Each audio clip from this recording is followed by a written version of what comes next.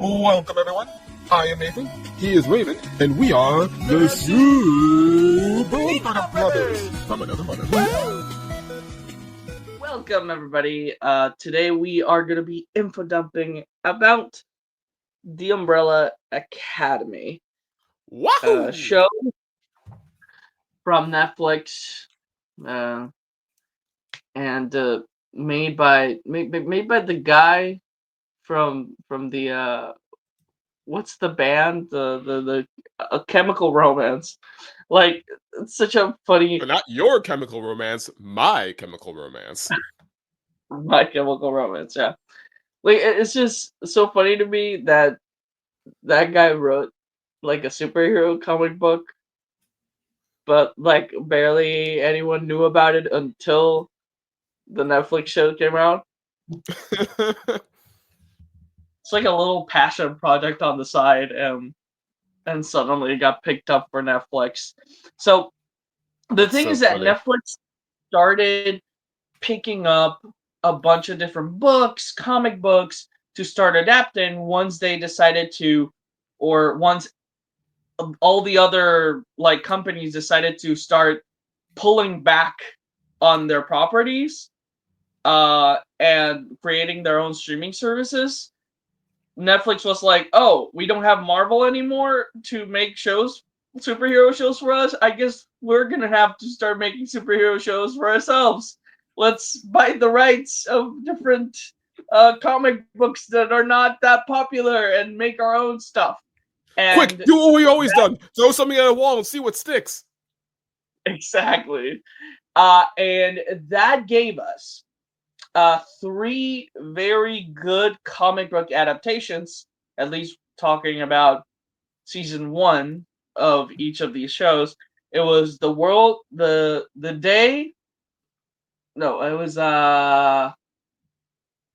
The End of the Effing World, I'm Not Okay With This, and the Umbrella Academy. The Day of the Effing World was really, really cool, and I'm Not Okay With This, both in the same universe, but telling completely different stories in different locations. One of them was about a kid who thinks he's a serial killer, and trying to get his first victim, and instead he falls in love with his first victim, and it becomes like a cute little romance storyline adventure. And second is I'm Not Okay With This, a girl with telekinetic powers who is going through puberty and just trying to figure out what's who she's into and who she's not into, and at the end she spoiler alert, this has been out for a long time, but at the end she blows up someone's head in prom. So and she has to live with the repercussions of that. Yeah, see, having powers while also going through puberty, not a great combination. Yeah, not a great combination.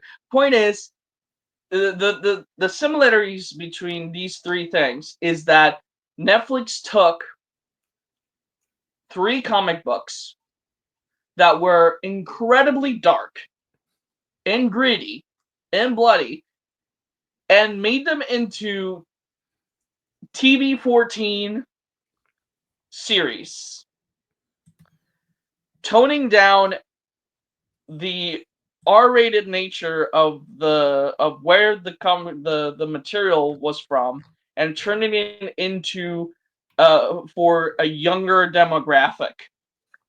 And that's where the Umbrella Academy comes from that same experiment of taking a very violent, gory comic book and turning it into a more digestible TV-14 rated content that somehow worked. Like, apparently, if you take someone's unhinged work and make it more friendly towards a more wide audience, it becomes popular.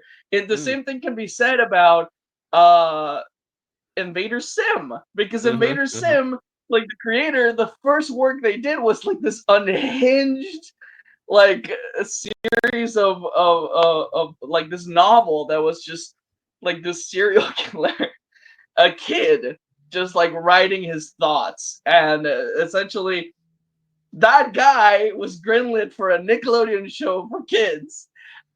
So apparently that's what you gotta do to make something successful. Just go into and take someone's weird, dark stories and turn them into a more happy, friendly for the family. Nickelodeon back in the day kind of had a knack for like greenlighting unhinged creators and like using and making them tone down themselves to make a popular show. Because you can also argue a similar thing happened with Ren and the creator of Ren and Stimpy as well, where he was a very unhinged guy and wanted the show to be super unhinged, and the Nickelodeon execs were like, no, tone it back, buddy, tone it back. And then when he went off on his own to make his own fully unhinged Ren and Stimpy show, it did not do nearly as well as the first show.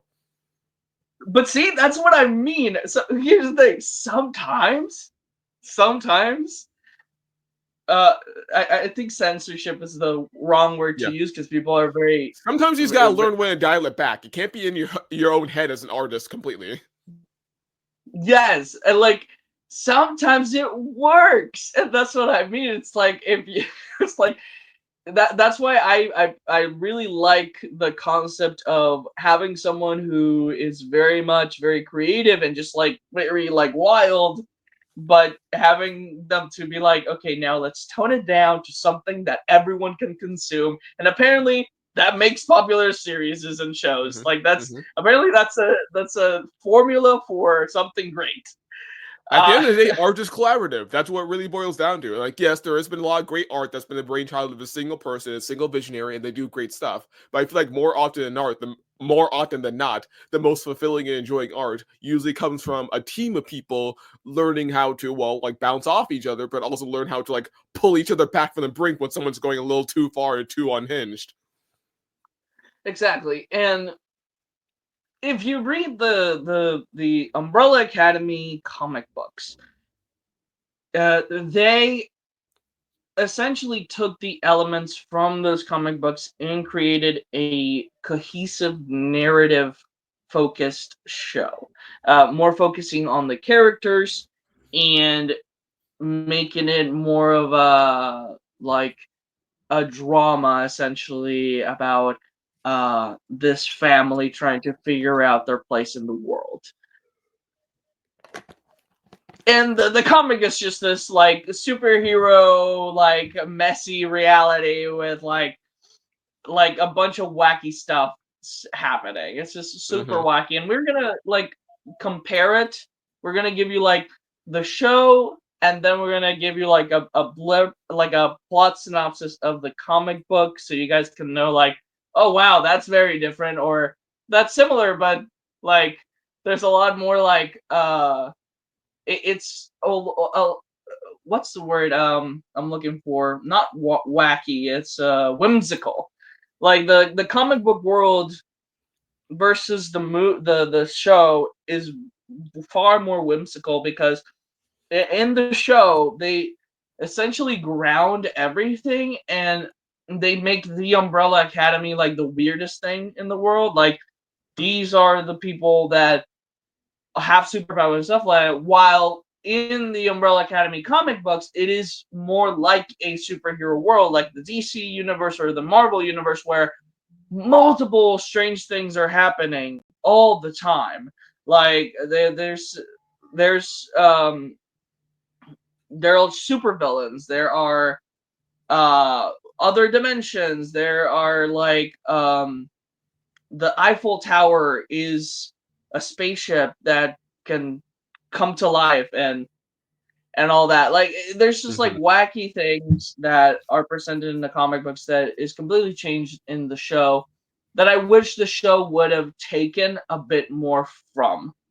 And because today the topic is, right, if you read the title, I guess, that although the Umbrella Academy started as a very popular and very good show, and a lot of people can say so from season 1 to season 2, because it was a really big thing. It was everywhere. People were talking about it. It was like one of the highest rating shows in Netflix. And as it went along, they weren't taking enough risks. Season 1 is very good because it takes such a leap of faith, because it is taken from a place of oh, superhero stuff is really popular right now, but we've never seen a show like it before. We've seen similar things, but not to this extent. Not like it was a very unique way the show was built, with the time travel, with the way they use misdirection, the way the mysteries build. It is very fascinating how the show was developed. But as the seasons went on, it started to go in a downfall. And I'm a person that loves to enjoy media, me personally. I don't like to criticize it that much. Don't like to oh, here it is, this is why I hate this, or stuff like that. But I feel like what I want to express is my frustrations with certain decisions that the show started making, and I think that a lot of fans as well were frustrated about different things, and also in the same vein that I was. The same way I can talk about why I'm frustrated a little bit about Sonic 3, even though it was a good movie and all the fans love it. There's these reservations I have on it. The same thing I'm going to do here. Even though Umbrella Academy is a show that I really, really loved, Season 4 is one of the first times that I experienced when people go oh, that ruined the show for me. And I've never experienced that before. Like this specific thing ruined this whole thing for me. Because it kills the rewatchability. Is what I'm like. I don't want to watch the show again because of this ending to the story. Well, the shark has officially been jumped. I'm out of here. Bye-bye. Yes. I think that, of course, spoiler alert for people who haven't watched it. It's very important that I say that before I say it, but and if you're okay with it, Nathan, because you haven't watched the whole thing. Yeah, I'm okay with it. Let's do it. So the whole point, the whole center point of the show was introducing these broken characters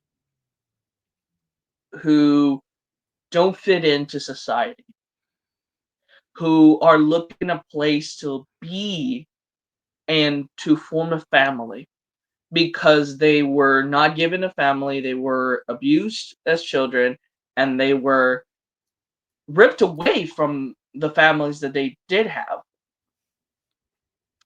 And they were raised to be weapons, they were raised to be superheroes for a threat that didn't really come.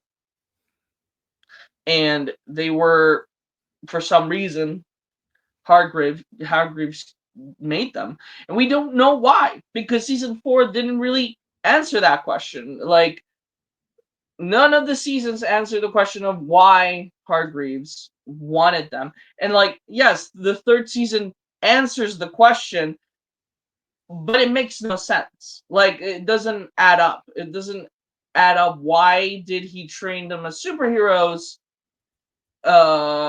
when he just needed them to train them as people who could fight some big entity, right? It's just weird to train them as superheroes and to train be very much like a distant father to them, treat them like laboratory mice, and not expect them to hate you, first of all, when they had this supposed purpose. Like, it's just a weird way. Like, it was building up to something else, and then they changed it to season 3 and 4. Now, what happens is these broken people, they're trying to find a place in the world. They're trying to find a place in the world, and each season, that's the whole point, is saving the world, of course, from their own mistakes, but is them trying to find a place in the world where they don't fit in. And you relate a lot to the characters. So much because of that, like a lot of people feel like that sometimes, that they don't fit in. Most people feel like that. And then the answer to the thesis statement is, well, you don't fit into the world. So sacrifice yourself for everyone else so they get to have a better life because you don't matter. Oh, like, that's nice. Your existence is flawed, so you should be removed from existence because you don't fit in. So life will be better when you are gone. Is Oh the like God. that's the conclusion of season 4. Because like your story, like you need to be aware, right, of like what themes your story has.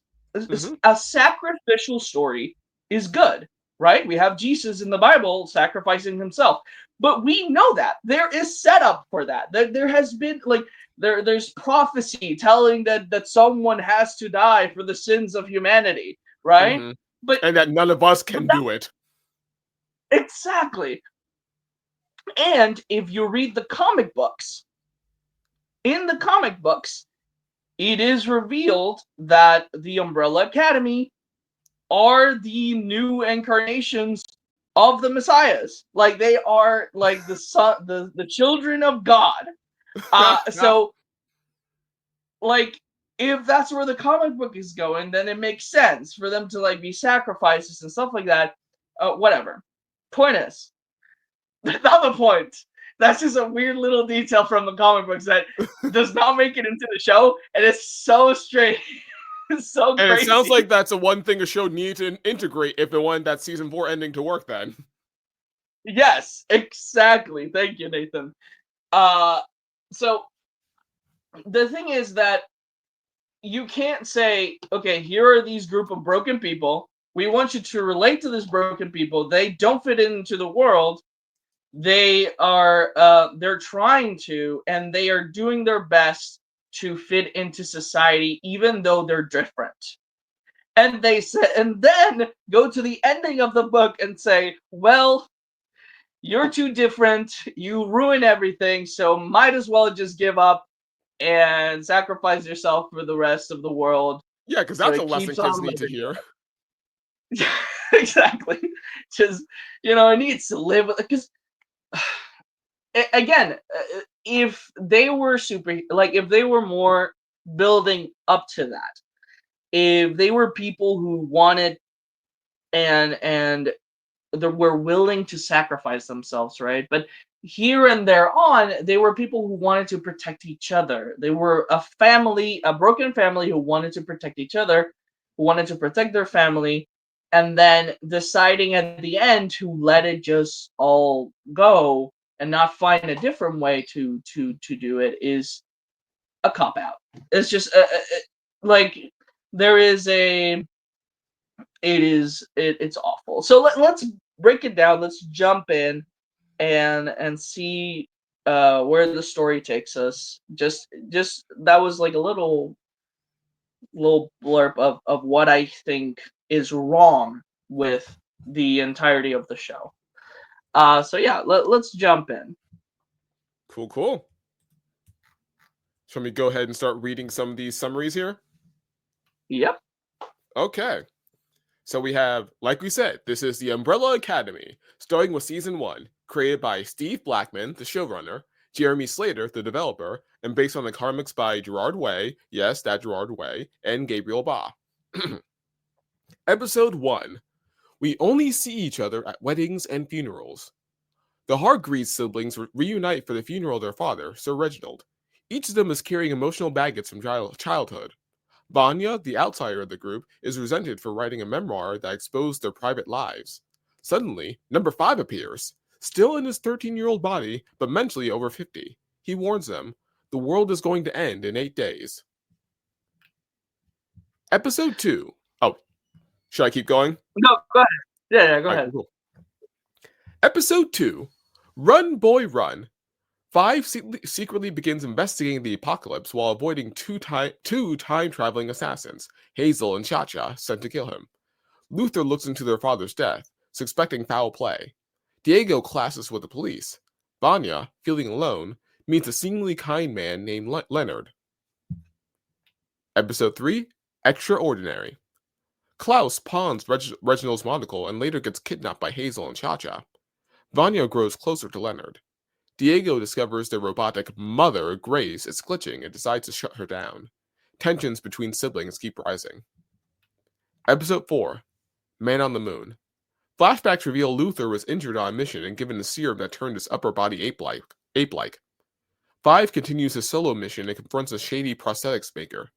Vanya lands first chair in her orchestra, a big win for her confidence, and Leonard is right beside her. Episode 5. Number 5. 5 flashes back to years spent alone in the apocalypse, where he eventually worked as a time-traveling assassin. He betrays the Temps Commission and steals a time-traveling briefcase. Meanwhile, Klaus gets high and accidentally uses the briefcase, disappearing into thin air. Episode 6. The Day That Wasn't. Klaus returns. He'd been in Vietnam, where he fell in love with a soldier named Dave. The siblings finally come together to prevent the apocalypse.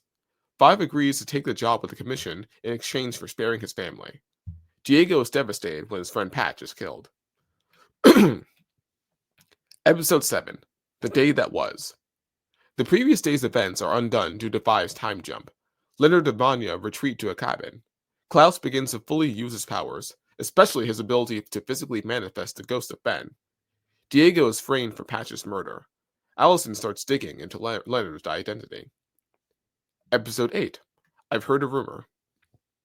Allison learns Leonard is actually Harold Jenkins, a rejected Umbrella Academy fanboy with a dark past. She confronts Vanya, who's spiraling emotionally and unlocking powerful abilities. When Allison uses her rumor power to calm her down, Vanya slashes her throat with a sound blade. Episode 9. Changes. Allison survives, but she can't speak. Leonard pushes Vanya to embrace her destructive powers. When a group of locals attacks them, Vanya kills them and finally sees Leonard's manipulation. She kills him. The siblings realize Vanya is the cause of the apocalypse. She's too powerful and unstable. Episode 10. The White Violin. Vanya arrives at her orchestra concert, dressed in white, fully transformed. Her music becomes a weapon. The siblings fight her. Klaus channels Ben, who helps stop the disruption momentarily. But when Luther knocks Vanya unconscious, her power releases anyway. It hits the moon. The moon explodes. Debris falls to Earth. To escape certain death, 5 teleports a team into the past, turning them all into children as they vanish. And that's season 1. Okay. That's season 1. Big things here. Two big things here. What episode did Luther find? We find out that Luther was injured and turned into like gorilla-looking guy. Let's see. That was episode 4. Okay, so episode 4 tells us, season 1 tells us Luther got injured, and therefore he was given a serum. His body turned into ape-like.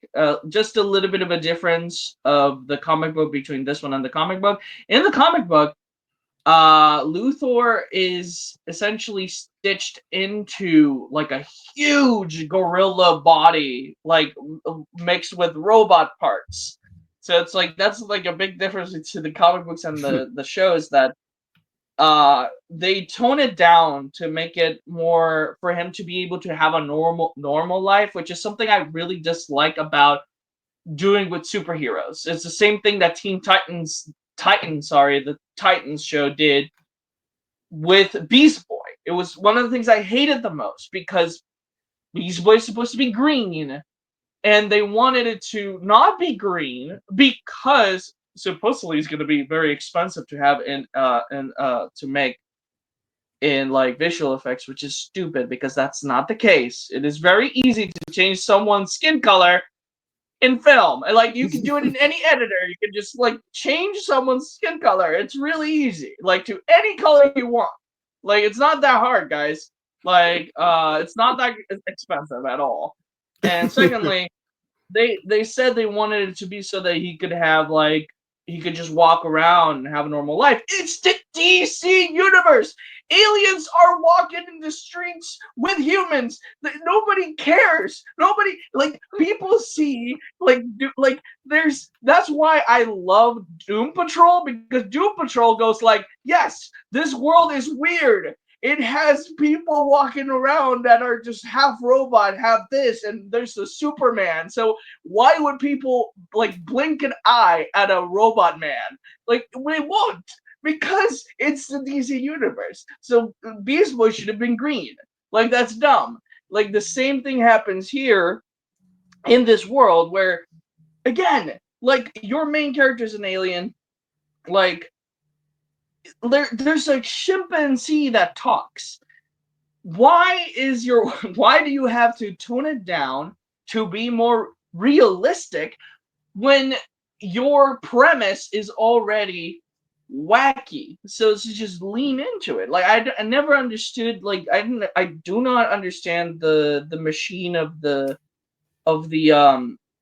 Hollywood always wanting to tone down certain things. Like I understand toning down like to make a story better, but I don't understand when it comes to like toning down to make it more realistic. Like it's like I turning don't down get the it, core of what the story is. It's like, I'm going to be friends with you, but I'm going to need you like completely change who you are, as opposed to I'm friends with you, and so I'm going to acknowledge that you can be like a hardhead in some moments, and maybe you should work on that, but I'm not going to change who you are.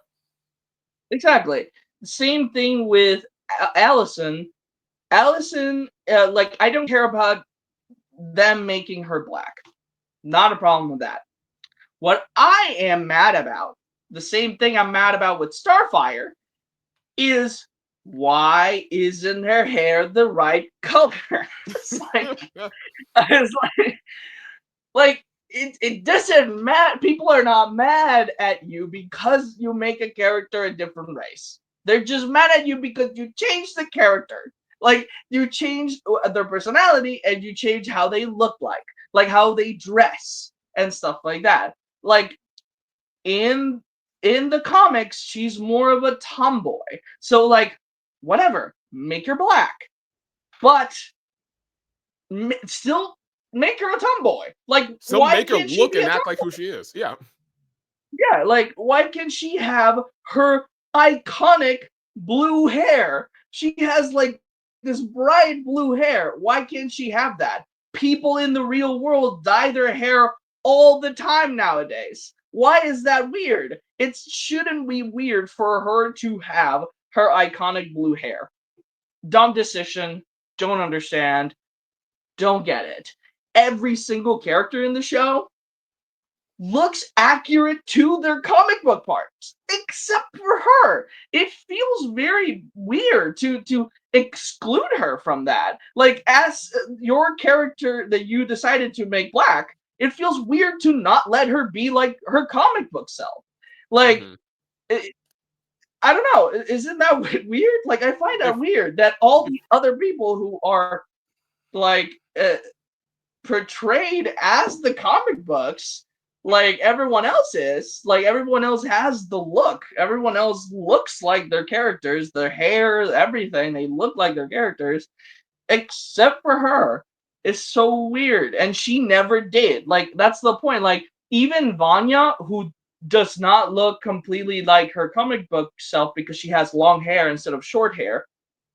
In the 4th season, or I think it's the 3rd season, she cuts her hair. She goes on a transition. She changes genders, but she cuts her hair, and it looks like the comic book hair. Like it looks like it even has like little swoops like the comic book hair. And I was like, that's cool. Like again, the transition, her transitioning from a man to a woman, from a woman to a man, does not happen in the comic books. but it's cool. Like, makes sense narratively, and it makes her look more like the comic book character. Mhm. Cool. I'm okay with that. Why does this? Allison still Why look the does same. Allison exactly? Why does Allison never become her full comic book self? Find that very strange that they never did it. It's weird. Mm. It feels like Yeah, a no. weird, like, anti-diversity inclusion, where it's like, yeah, if we're gonna like change this character's race to make him black to be more diverse, sure, okay. But they can't look like their comic book character because they're black, I guess. I don't know. Don't ask us. We didn't Yeah, think too hard about it.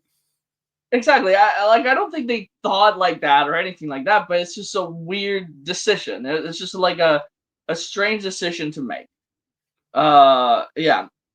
Any anyways, in that episode we're told that Luthor that's how he changed to a gorilla. In season 4, they don't have their powers and they get them back. When they get back their powers, Luthor grows his gorilla body back. The gorilla body is not tied to the powers. His powers is super strength, and invulnerability. That's it. For they again, it's so simple to rewatch your own show. Like I don't understand why people just don't watch their own show. Like, don't they aren't they aware of their own continuity? Like, I don't understand it, and more when it's like a 4-season show that has like 10 episodes. Like, it's like if it was like a show like, I don't know, Supernatural, 8 seasons or not, no, more than that. I think 9. I don't know. Long time. I Has a don't bunch know. I know it's a long time. uh has a bunch of seasons, and each season is like 20 something episodes, and the runtime is about 25 minutes. That's a lot of content. Like, I understand someone not being able to rewatch their entire show to make season 13, right? It's like, I'm not like, they don't have the time to go back to season 1 to check if they have all their continuity straight. That's why they should keep a continuity guy, the guy that like keep the continuity.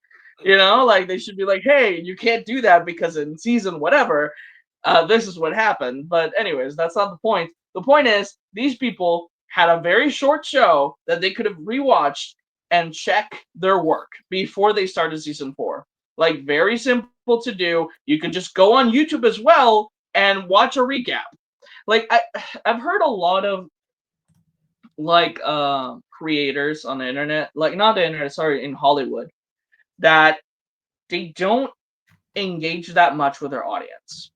And with like YouTube or or theories and stuff like that, they don't engage that much with them. And I always find that fascinating in a way where, like, I understand where they're coming from, where they don't want their creativity to be tainted. But at the same time, I think it's dumb. Because if you have an audience, you need to know your audience.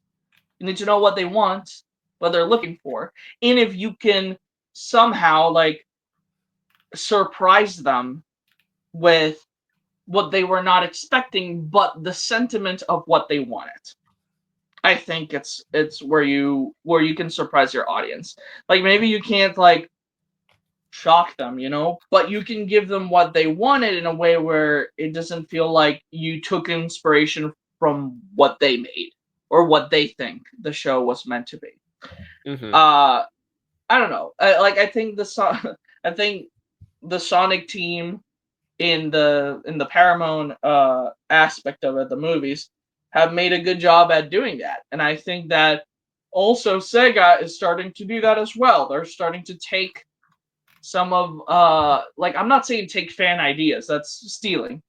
Right. I'm just saying, like, it's more of what we are expecting, essentially, to be aware of it. Not to be like, well, I'm just gonna do that. Like, right? Like, I don't think that's creative, right? But our creativity comes from somewhere, and it sometimes is not just our minds. I don't know what you think about that, Nathan. What do you think? Sorry, I was a little distracted because I was curious hearing your thoughts about season 4. So I was curious to see if they like changed the writers for season 4. Like maybe that's part of the reason why things didn't have as much continuity. Like maybe the new writers just didn't look at the old stuff. So I was a little distracted looking at that. So sorry, what was your question? Yeah. So do you think that like the engagement of the writer and the creators, right, with their fans who know more about their stuff, like they have consumed it, right, and they're fans of it, so they memorized it and they like are aware of a lot of different like elements from it. Do you think that the idea that a lot of these writers have of like I can't interact with my fans ideas because like I don't want to get influenced by them. What do you think about that like concept that they have? I think that's fair because I feel like at the end of the day, the reason the fans came to become fans in the first place was because these creators were creating something as true to themselves and their own ideas. And so I Mhm. understand the creators being afraid that they look too deeply at what their fans are doing, they themselves might get influenced to the point where like it might not know totally feel like their own idea anymore. And I don't think that's necessarily just an ego thing. I think it's genuinely like a I want to keep doing something good for these people, so I'm scared that it will stop being as good or as authentic as what they want if I let myself get too caught up in like what they're saying or what they're doing. Like I know other creators have expressed that. Like say the guy who create One Piece, Oda Sensei, like he has very much expressed a similar thing when it comes to he doesn't listen that deeply or that intently or like doesn't really go out of his way to like look at fan theories that much because he doesn't want that to influence like what he's going to do in the future. But like he does love the fact that his fans are doing fan theories, and like I think he does like look at them every now and then maybe. But I think he's gone on record saying that he like tries to avoid it as best he can if possible because he wants to be able to focus on his idea and not to be like too influenced by any external factors. That being said, I don't think it's wrong for creators to also interact with their fans and take some sort of inspiration or giving them some sort of fan service. Like I think it's a matter of give and take, and I think the actual like formula for that give and take or the ratio it kind of just depends on the show and the creators involved. Because I know to give another example, I know the creators like Avatar, especially Legend of Korra, they knew for a while that fans have been like shipping Korra and Asami for a long time, and so they're like, okay, you know what, in the final season we're just going to like put those two together, like we'll make it official because we know fans have been wanting that for a while. It's like that's a really cute little fan service thing. And I think the same thing happened with Justice League Unlimited with Wonder Woman and Batman. Like the fan community have been shipping Wonder Woman and Batman for years, and then the creators were like, okay, you know what, this is a cute idea, and it doesn't like impact our ideas at all. It's just more icing on the cake, really. So like we'll go ahead and throw that in. So I think it's just a matter of finding a balance of like what fan ideas could you include that won't really take away from your ideas, but like will make the fans happy, versus what fan ideas might influence you too much that you need to steer clear from in order to like keep your own integrity as an artist. And I think that's just like up to the debate, up to the discernment of the artists themselves in regards to their product and their fans. I can agree to that. I think uh I think that that is what I was trying to yeah, because what I don't see what I see sometimes is writers or people who just don't interact with their fan base at all. And I feel Mm-hmm. like that is also not great. Like I think there like you said, I think it needs to be a give and take where uh being aware of it will help you satisfy your audience like sense of like essentially what they would like to see, Mm-hmm. but never to an extent where it changes your Right. creative vision. Mm-hmm. And I think that's very important. And I think that's what I but I always think like being aware of it is cool because like even someone like Alex Hirsch, right, the Mm-hmm. creator of Gravity Falls, very aware of his fan base, Oh yeah. very much like listening and hearing the theories and stuff like that. He doesn't get influenced by them. Mm-hmm. Like he's not like taking fan ideas, right, or anything like that. He loves it because then he can like understand his audience to a way he can give them something from his own mind that will make them happy. Mm-hmm. It's a What they want to see. conversation, really. Exactly, it's like a conversation. It's like, oh, like I love this concept. I want to see more of this, right? It's like, and I'm like, okay, I'll give you more of that, but I'll keep my creative vision going. Mm-hmm. And yeah, I think that's what's important.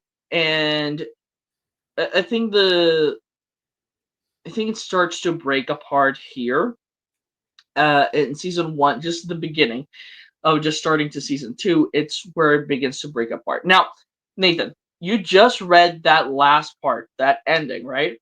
Mm-hmm. Give me an assumption of what you think happens next based on what you just read. Like, because it says it right there. Like you read it. It says that they turn into their children's selves Mm-hmm. and they go back in time. Mm-hmm. What do you think it would happen, right? I guess. Well, I'm guessing it'd be like how they met Fives at the start of the season, where like they're kids now, but they're older in mind. And I'm guessing they're going to be stuck in this time loop where, like, obviously they had not succeeded in stopping the apocalypse like Fives wanted. So I guess they were stuck in a time loop of like, okay, we screwed up, and now we're kids. How do we find a way to fix this while still being kids? I guess. It's like I'm guessing it's like a reset of season 1, but now with new motivations of okay, we really need to lock in and figure out a way to save everyone while still being stuck in kids form.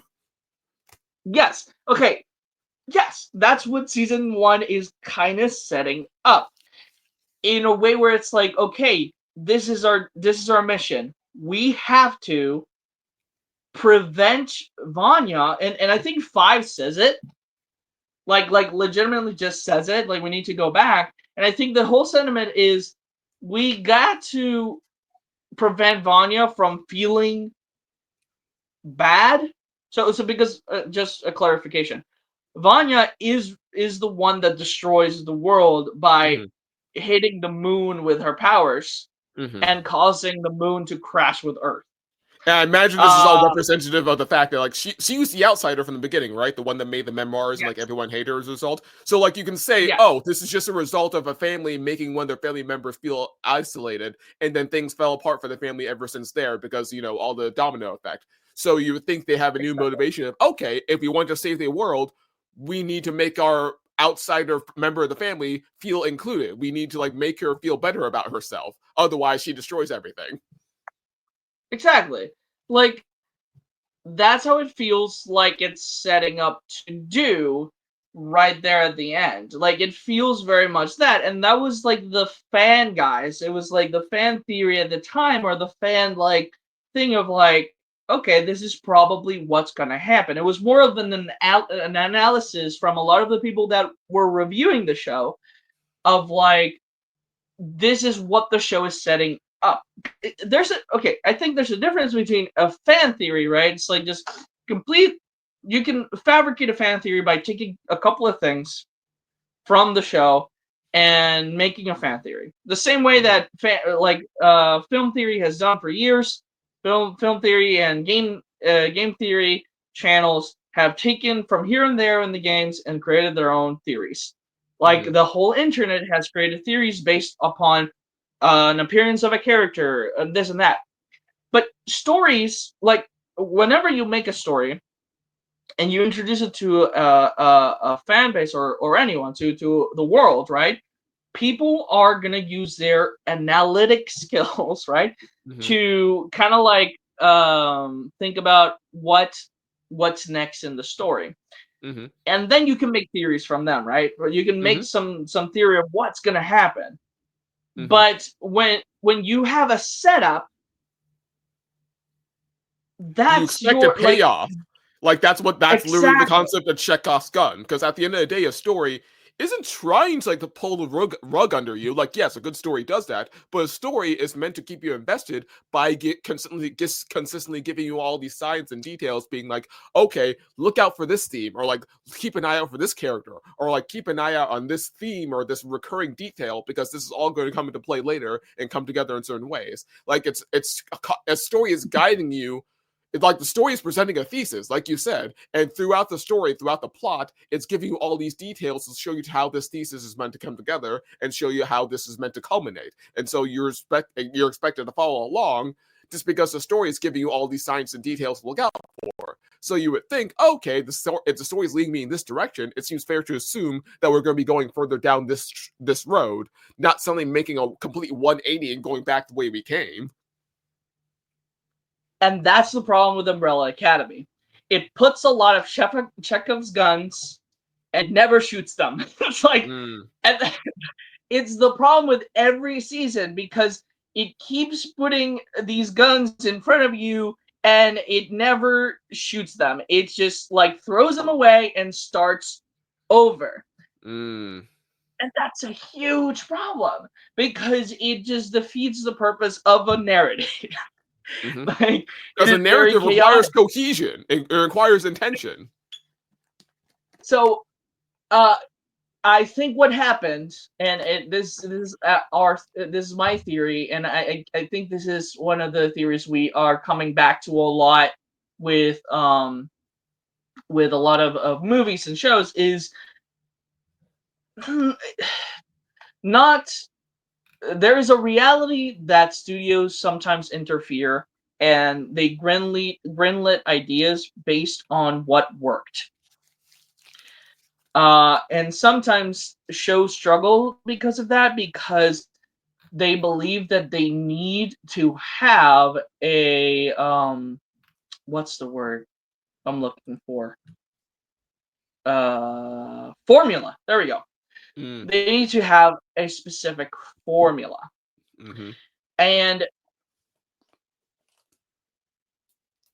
some shows can have a formula forever and it works. Phineas and Ferb, for example, right? No one has ever gotten tired of the same formula over and over. It's a good formula. It's good. It gets annoying a bit sometimes, but that's why the creators always make little changes here and there for the narrative never to get boring. Like Candace always wants to bust her brothers, but sometimes she joins in and has fun with them. Sometimes she's part of the adventure, right? And Doofenshmirtz always wants to take over the world, but sometimes he's not. He's actually just picking up his daughter and using an innator for that. And sorry, and Perry and him just have a coffee. You know, those are moments that break that formula. And the problem with Umbrella Academy is that it thought its formula was a group of family who have to always stop the end of the world caused by themselves all the time. In different times of period of different, like, it's this formula that keeps repeating over and over. Like, but it's not, it just does the same thing.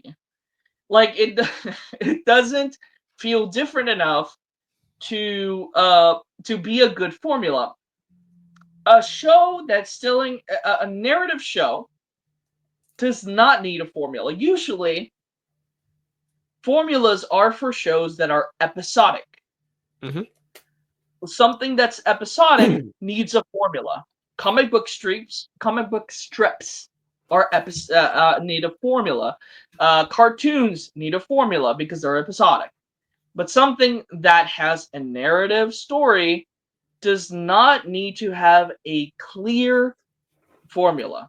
And if it does have a formula, it shouldn't be based on the season one formula. Like, it shouldn't be based on the season one formula. It should have been a formula made from the beginning of, hey, these are the things that we want to keep seeing in the if this show continues, but not in a way where it's like you're just replicating season 1 over and over. Mm-hmm. Yeah, because like, Uh, and like Hollywood studio execs, they love their formulas because formulas make money based on their experience or based on their biases. And this is like, as a longtime animation fan, this has always been the struggle when it comes to animated shows that want to tell narrative stories as opposed to formulaic stories, because studio execs love to have cartoons with formulaic stories because those are easier to play on reruns, and so therefore easier to get more views from people, and therefore easier to make more money from it because people can just watch any sort of random episode at any time at any rerun and they lose nothing from it. But they always get scared that if we have a narrative cartoon that requires like watching episodes in order, it'd be harder to play reruns and get people to continue watching those reruns. Like they've had that problem with, say, shows like Steven Universe and other cartoons that wanted to have more of a narrative, but the execs kept insisting them be more formulaic. And that's also why shows like, say, SpongeBob or Simpsons continue to be popular and continue to like make more and more seasons because they're also formulaic. And it's like, it works for that sort of thing. It's just a problem is when the creators of a show want to make something that's more narrative driven, but then outside forces insist they make it more formulaic instead because the formula is pretty much goes against any sort of narrative to begin with. Exactly. And that's another problem, sorry, with Umbrella Academy, is that it's weird for Netflix to do that. So I don't know if it was a decision from the writers or was it a decision from Netflix. Don't know. Don't have that information. Mm-hmm. But it's weird for Netflix to do that because Netflix Productions original series and the things that they made in the past, they don't have narrative shows being formulaic. I mean, you watch Daredevil. Daredevil is not formulaic. Like you watch like shows like I don't know what else on Netflix. Like there's so many shows on Netflix. There's too many to really specify. But the point is, there's a lot of shows on Netflix that are made to be binged, and by virtue of being made to be binged, they have a narrative. There we go. Like Stranger Things. There we go. Thank you. I was trying to say Stranger Things.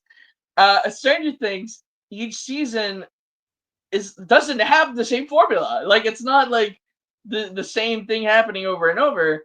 Like it has similar narrative beats, I guess you could say, but that's not the same thing. Like because again, like we said before, stories present a thesis and they continue to build on that thesis. That's how shows and movies and stories work. And that's why when you go to your next book or your next show or your next the season, and you say, well, screw that thesis, we're making a new one. It doesn't work. Like, because you're essentially just making a new show. Like, it's a different show now. Because it's like, it's a different show with the same formula. It's like you made a clone of the original show with the same actors, same characters. It's just you change the environment and you're just trying to replicate the exact same thing from the first one. Same thing happens with a lot of old sequels. That happened a lot with a lot of old sequels, is that they literally replicated the first movie, but with different characters and different stuff. The funny enough, like they kind of do that with Peter Pan, that sequel that they made with Wendy's daughter. Oh yeah, it's pretty similar to the original, even though I really like that sequel, like because it's what I technically watched first as a kid. So I am biased, but it's got that nostalgia bias. Exactly, but when I watched the original, I was like, "This is just the same movie. They just made the same movie." They thought we wouldn't know us, but we did. It's like it's basically the same movie. It's just like with a different character. But yeah, So basically, like, all that to say, I'm getting the implication that season 2 basically just undoes everything season 1 does. You can start, Nathan. Okay. The Umbrella Academy, Apocalypse Suite. Plot summary. The story begins with the Eiffel Tower attacking Paris. Okay, I read No, that. that's a comic book. Sorry, we were gonna do the little blurbs of the comic book. I completely forgot. This Okay. is the plot of the first comic book. You can read that and see how different it is from All right, the sure. show. Right there, it's already very different. Okay. The story begins with the Eiffel Tower attacking Paris. The Umbrella Academy, as children, stop it. Years later, Reginald Hargreaves dies. The Academy reunites at his funeral, now as dysfunctional adults. Vanya is the only one without powers and is pushed away by the others. Oh, interesting. Vanya is contacted by a mysterious group called the Orchestra Verdammten, led by a conductor who believes she can end the world through music. Ah, there we go. They surgically alter her to awaken her true power. She becomes the white violin. Her body turns white, and she can release sonic destruction through her violin playing. While the team deals with other threats, Vanya begins a concert that sends shockwaves across the city, destroying everything in its path. Number 5 arrives and shoots Vanya in the head, stopping the attack just in time. Vanya survives, but is left with brain damage and cannot walk. The rest of the team begins recovering and questing their place in the world. Okay, so that's the biggest difference. First season, it is very much rooted in the comic books. Mm-hmm. Very, very similar. They just made it a more cohesive narrative that makes a little bit more sense. As you can see, like, it's very similar. That's exactly what happens in the show, but the biggest difference is that the moon is the thing that destroys the Earth. Like, Vanya shooting the moon. In the comic books, is just a literal orchestra of villains that won the end of the world. Like, they wrote the symphony of the end of the world, and they need Anya's powers of sound manipulation to essentially sing the symphony or play the symphony that destroys the world. More wacky and a bit cooler, to be honest with you. Like, I like the idea of using music to destroy the world. That's kind of fun. Would have been a little bit cooler to see that in the show, but I like the moon thing because it connects Luthor, who's had to spend years on the moon for some reason that we don't know yet. Which I'm just gonna say it because I don't think I put it in the little blurbs of what happens later. But we learned that the moon is what contains Hargreaves' dead wife. He put her in the moon. Luthor is there to take care of her, and in the comic books, I think it's not explained why Luthor had to go to the moon. He just went to the moon, and essentially the show wants to connect the idea of like, oh, the moon has to do something with the plot, so let's use the moon as the thing that destroys the world, because first season implied. Here's what first season implied, Nathan, just so you understand, so when we continue you see how different it is, because again, Chekhov's gun, not shot. First season implies that Gerald knew what was going to happen in the future. Okay. Because for some reason he is chosen. He was chosen by God because this is kind of like hinted at in season 2 a little bit when we meet God. So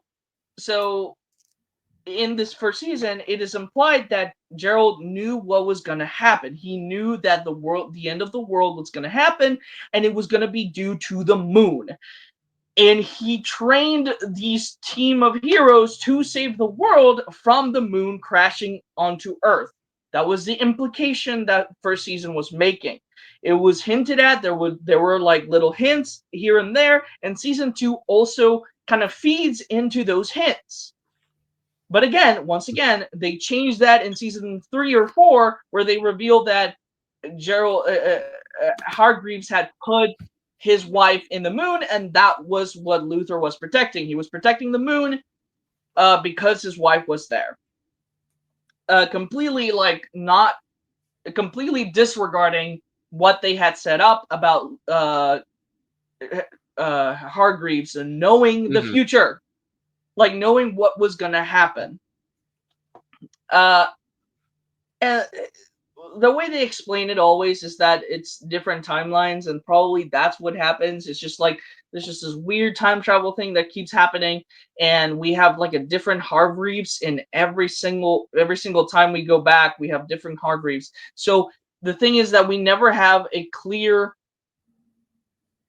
whose Hargreaves are we talking like what we're not following the same Hargreaves, so we don't know the original Hargreaves intentions essentially. So it's like we always have like a new Hargreaves to kind of like try to understand, and that messes everything up, to be honest. That's convoluted, yeah.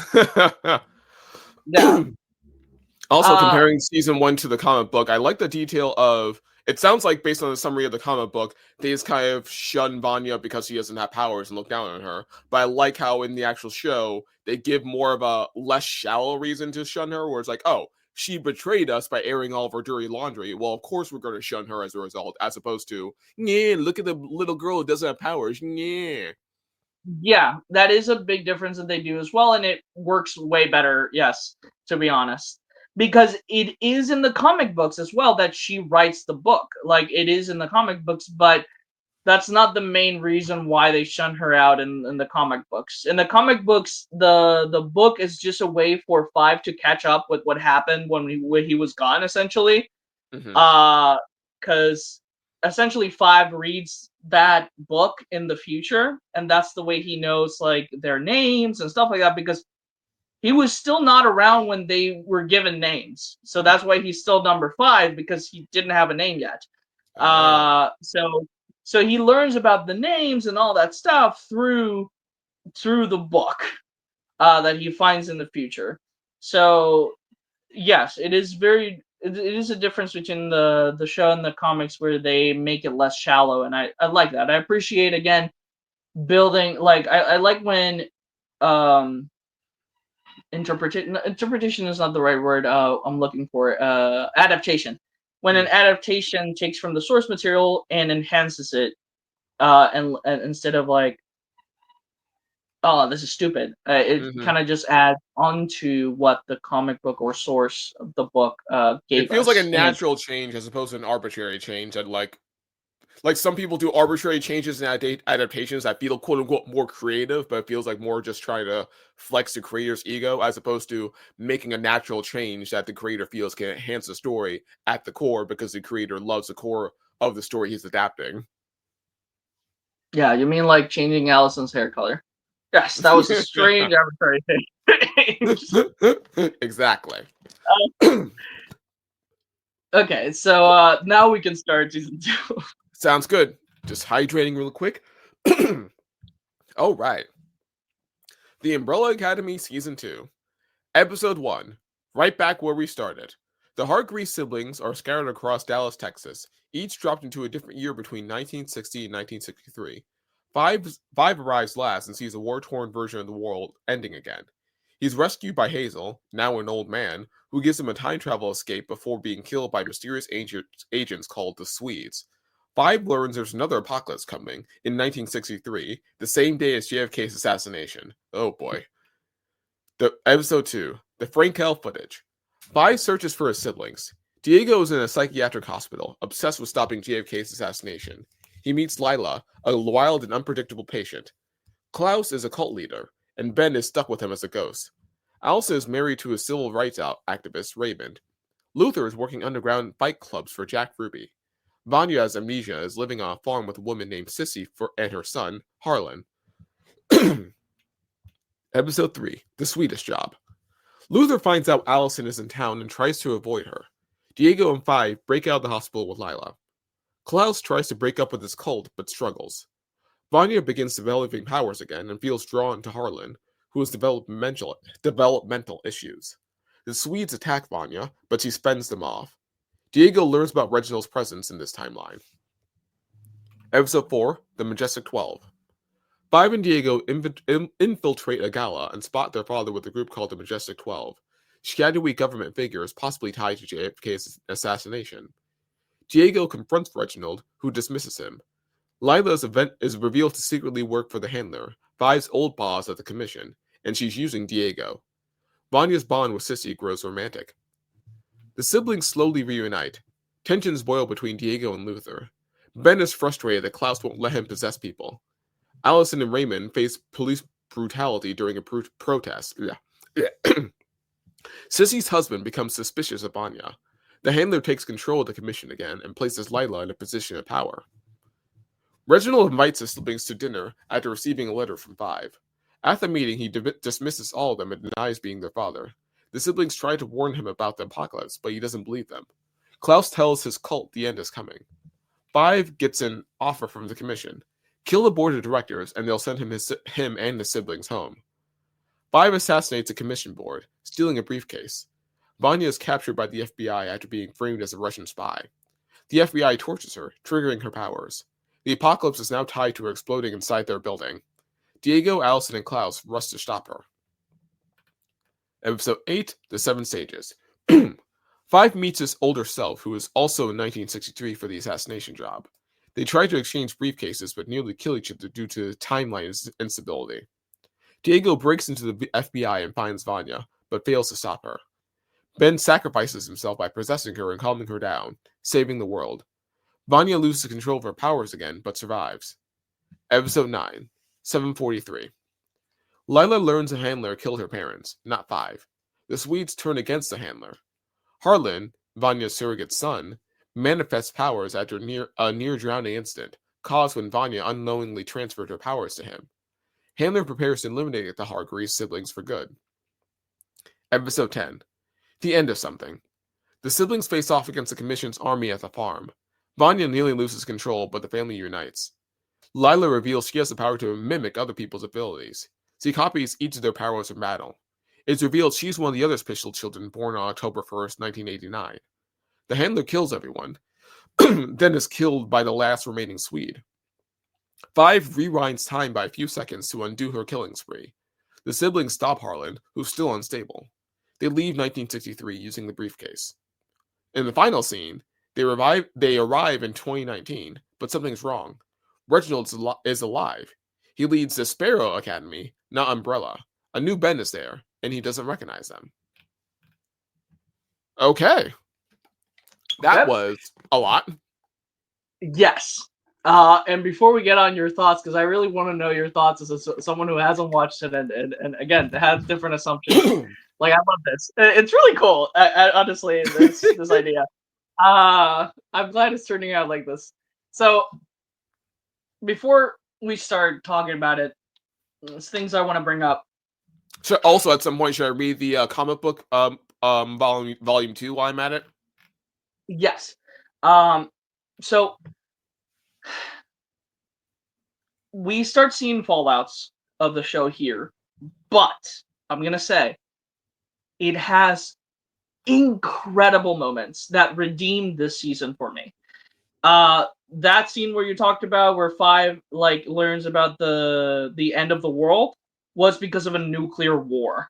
And we see the whole team fighting Soviet soldiers. I think Soviets, right? Sounds about right, yeah. Yeah, okay. Soviet soldiers. I'm just trying to think if that's the right period of time. It's the 60s, so yeah. Okay. So they're fighting them, and they look awesome. They learned how to use their powers. Like, they've been stuck here in time. They came together. They learned how to use their powers. They look all cool. They have all of them are using black uniforms. They are superheroes. They look like superheroes. Like, the whole scene has one of what I don't remember what song they use, but it's it's the same feeling of Istanbul to Constantinople, but different. Mm-hmm. I think it was a song that technically doesn't fit, but has all the energy to fit super well. Yes, and it's oh my gosh, is it incredible seeing them fight against like tanks and all these soldiers. It was um because it's a superhero show. Uh for a couple of seconds. It was incredible. And I think it's like a full 4 minutes of awesomeness.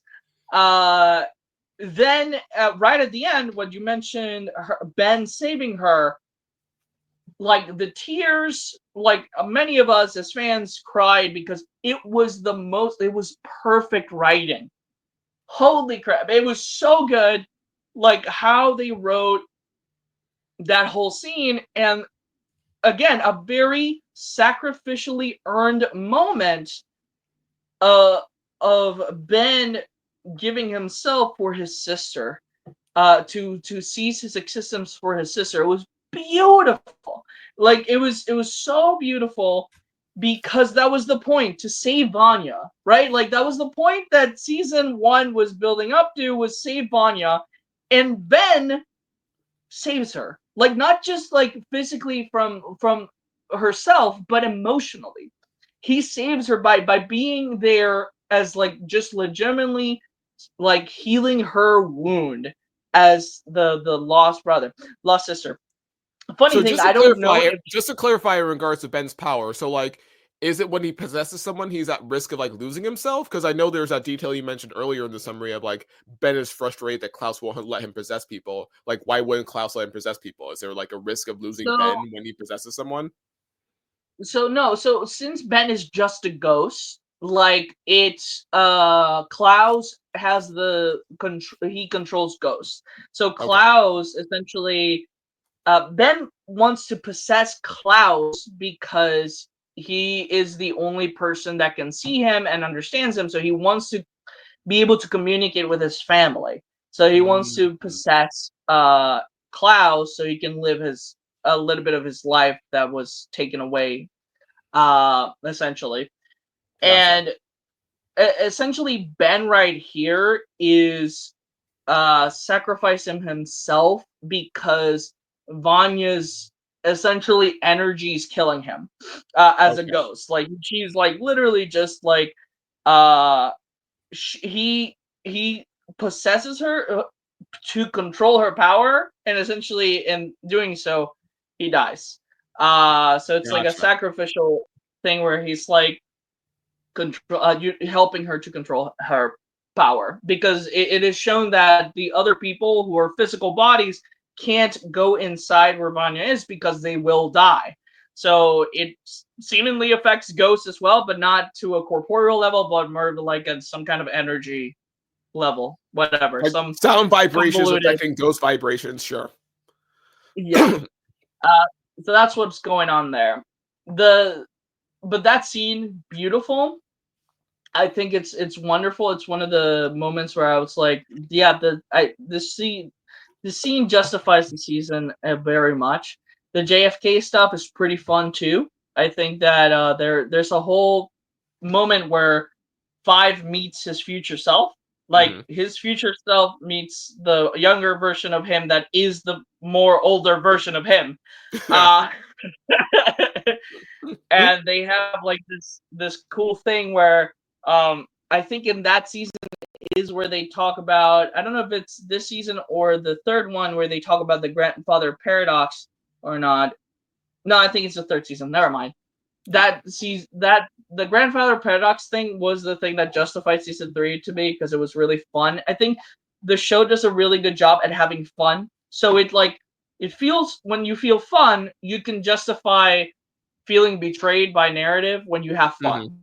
Yeah. Like if something is like, you're like, this doesn't make any sense, this is stupid, but I'm having fun. So Yeah. Because okay, that's the main whatever. goal of any sort of source of media. It's just to entertain someone. Like, thou shall not bore me. As long as the media is entertaining and fun, you can look over any plot hole. Like, that's literally the best way to fill over a plot hole, is as long as you're enjoying yourself.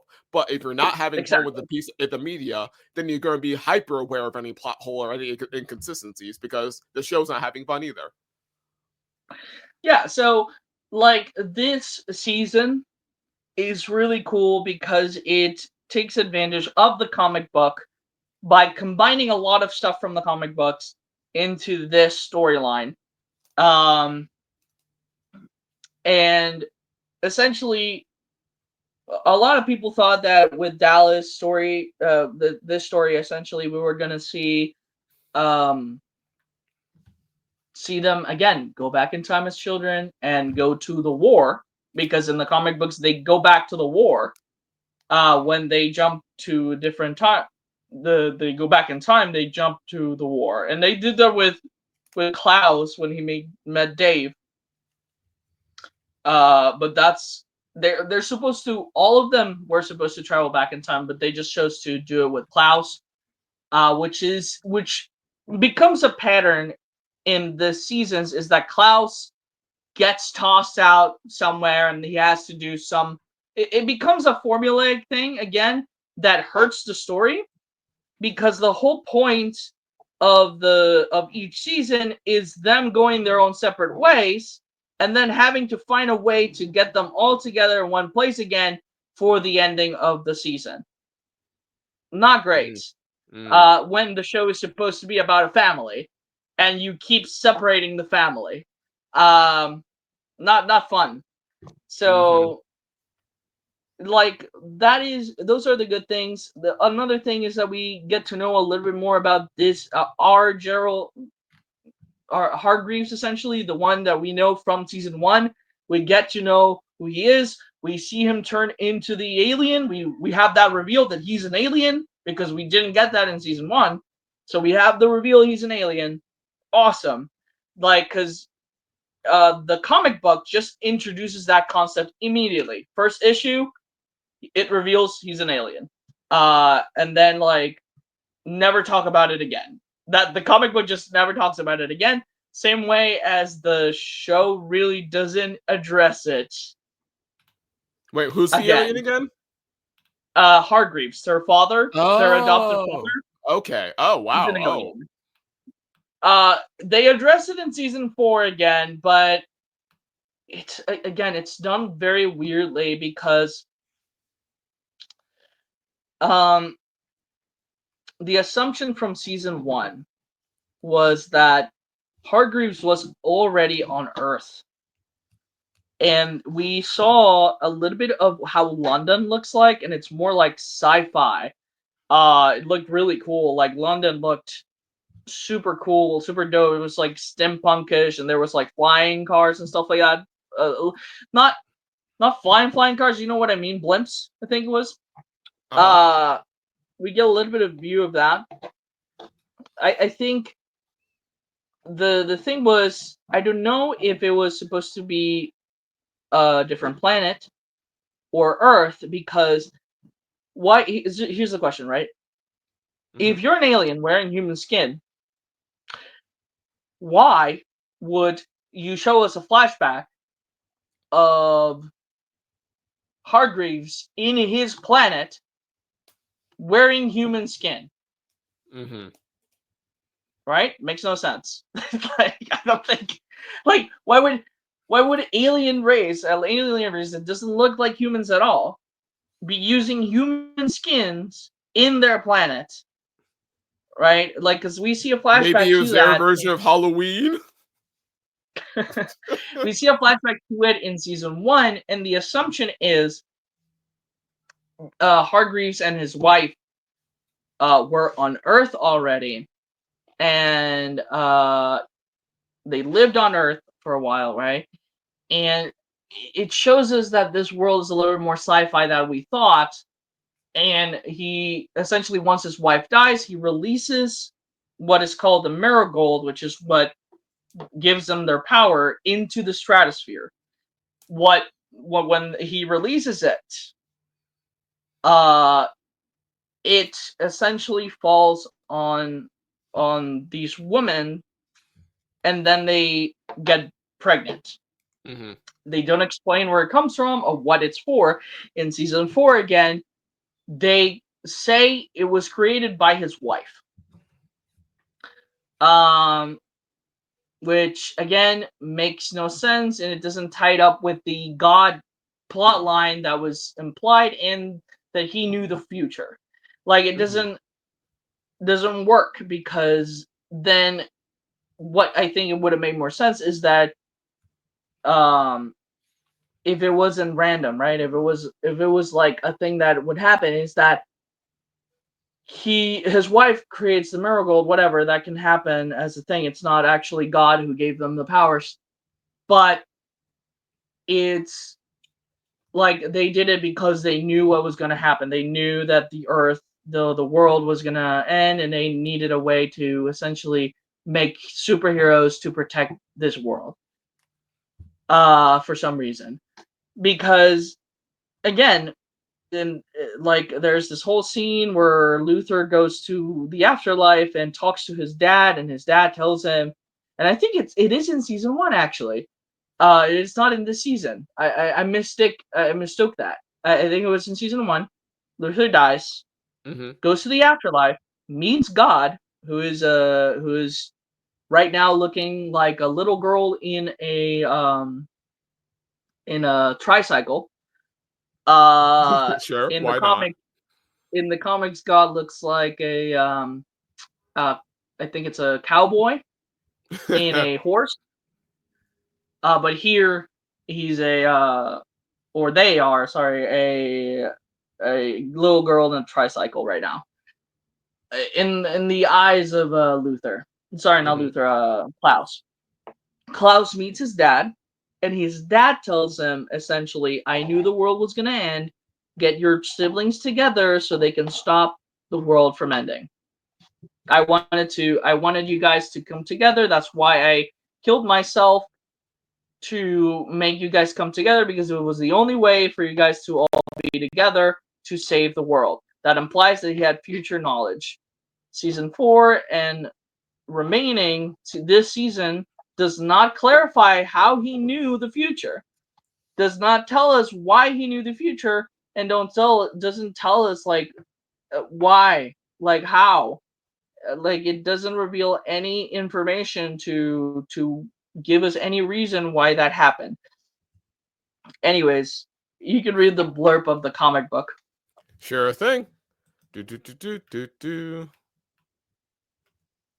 All right. The Umbrella Academy, Volume 2. Picks up after the Apocalypse Suite. The team is fractured, Vanya is alive but paralyzed. Number 5 is forced back into work for the Temps Aeternalis, a time authority run by Carmichael, the Goldfish. Why not? The Temps want 5 to go back in time to ensure the assassination of JFK happens as history intended. 5 refuses, but to protect the team, he ultimately agrees. Meanwhile, Hazel and Cha-Cha, 2 insane cartoonist assassins, steal a nuclear weapon and go on a killing spree. Klaus gets stuck in Vietnam during the war and forms a romantic bond with a soldier.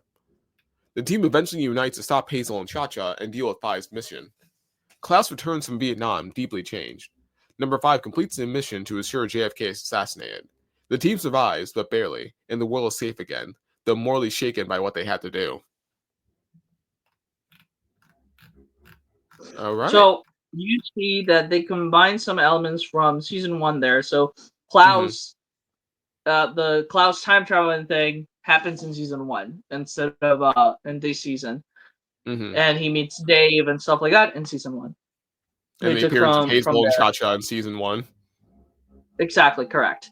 So, and then I think, what was the big thing there? The JFK assassination? Oh, yes, that. The JFK assassination.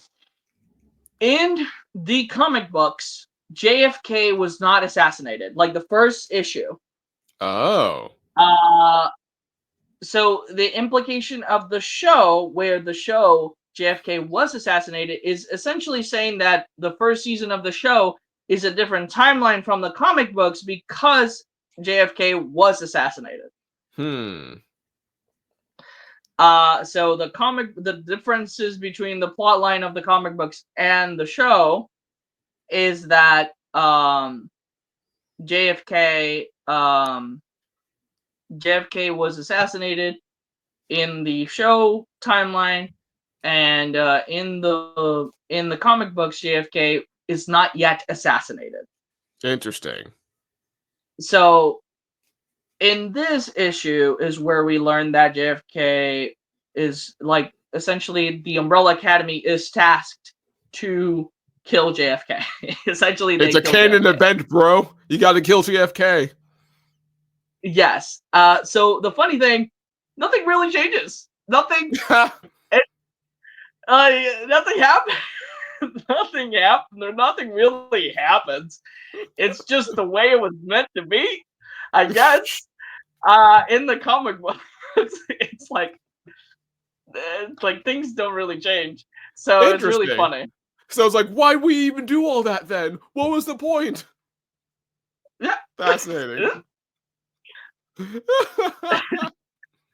But season 2 does a good job at adapting that idea and have like, I don't know, repercussions. And actually like makes a cool like storyline with it, because it essentially introduces like real life conspiracies in the show.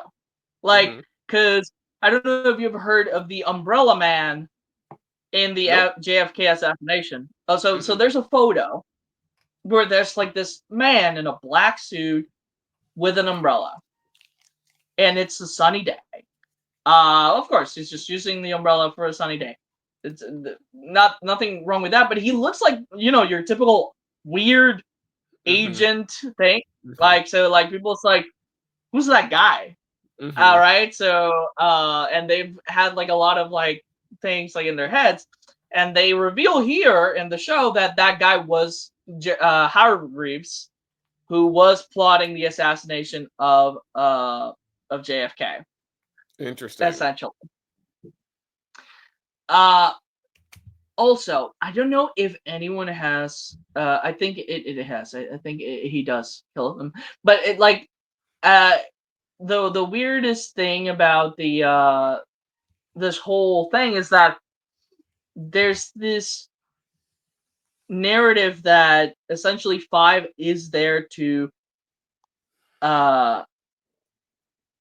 essentially make a mission, and the mission is assumed to be assassinate JFK, but we learn that JFK is just killed by that guy, like the guy that was supposedly the person who killed JFK. So the thing is, why was 5 even there in the first place? Now the speculation could be either he was there just in case it didn't happen and he had to do it, or because essentially he ends up not completing his mission. He just leaves. That's the moment where he decides to leave to the past to see his siblings again, essentially, and he turns into the 5 we know. Gotcha. That's what happens in that scene. So he doesn't shoot. So my assumption, this is my theory here, I'm not saying, is that he was meant to stop JFK's assassination, therefore creating a new timeline.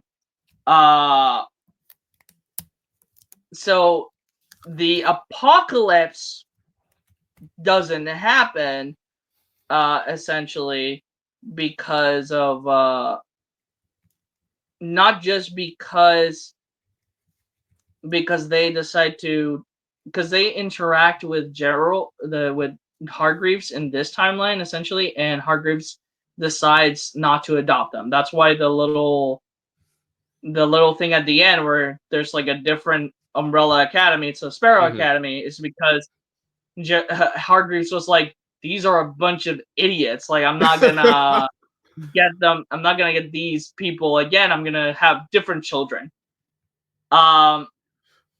So yes, that's essentially what he does. But I also, one of my theories was like, oh, I really would like to think as well that like he was supposed to shoot JFK, and it would have essentially like driven the narrative to go to the end of the world, because the whole point of the association in Umbrella Academy is that they want the end of the world to happen. Like, they cause the end of the world to happen, essentially. Like, because that's it keeps them in power for some reason. I don't remember why. I think they explained it in the show, but essentially they want the end of the world to happen.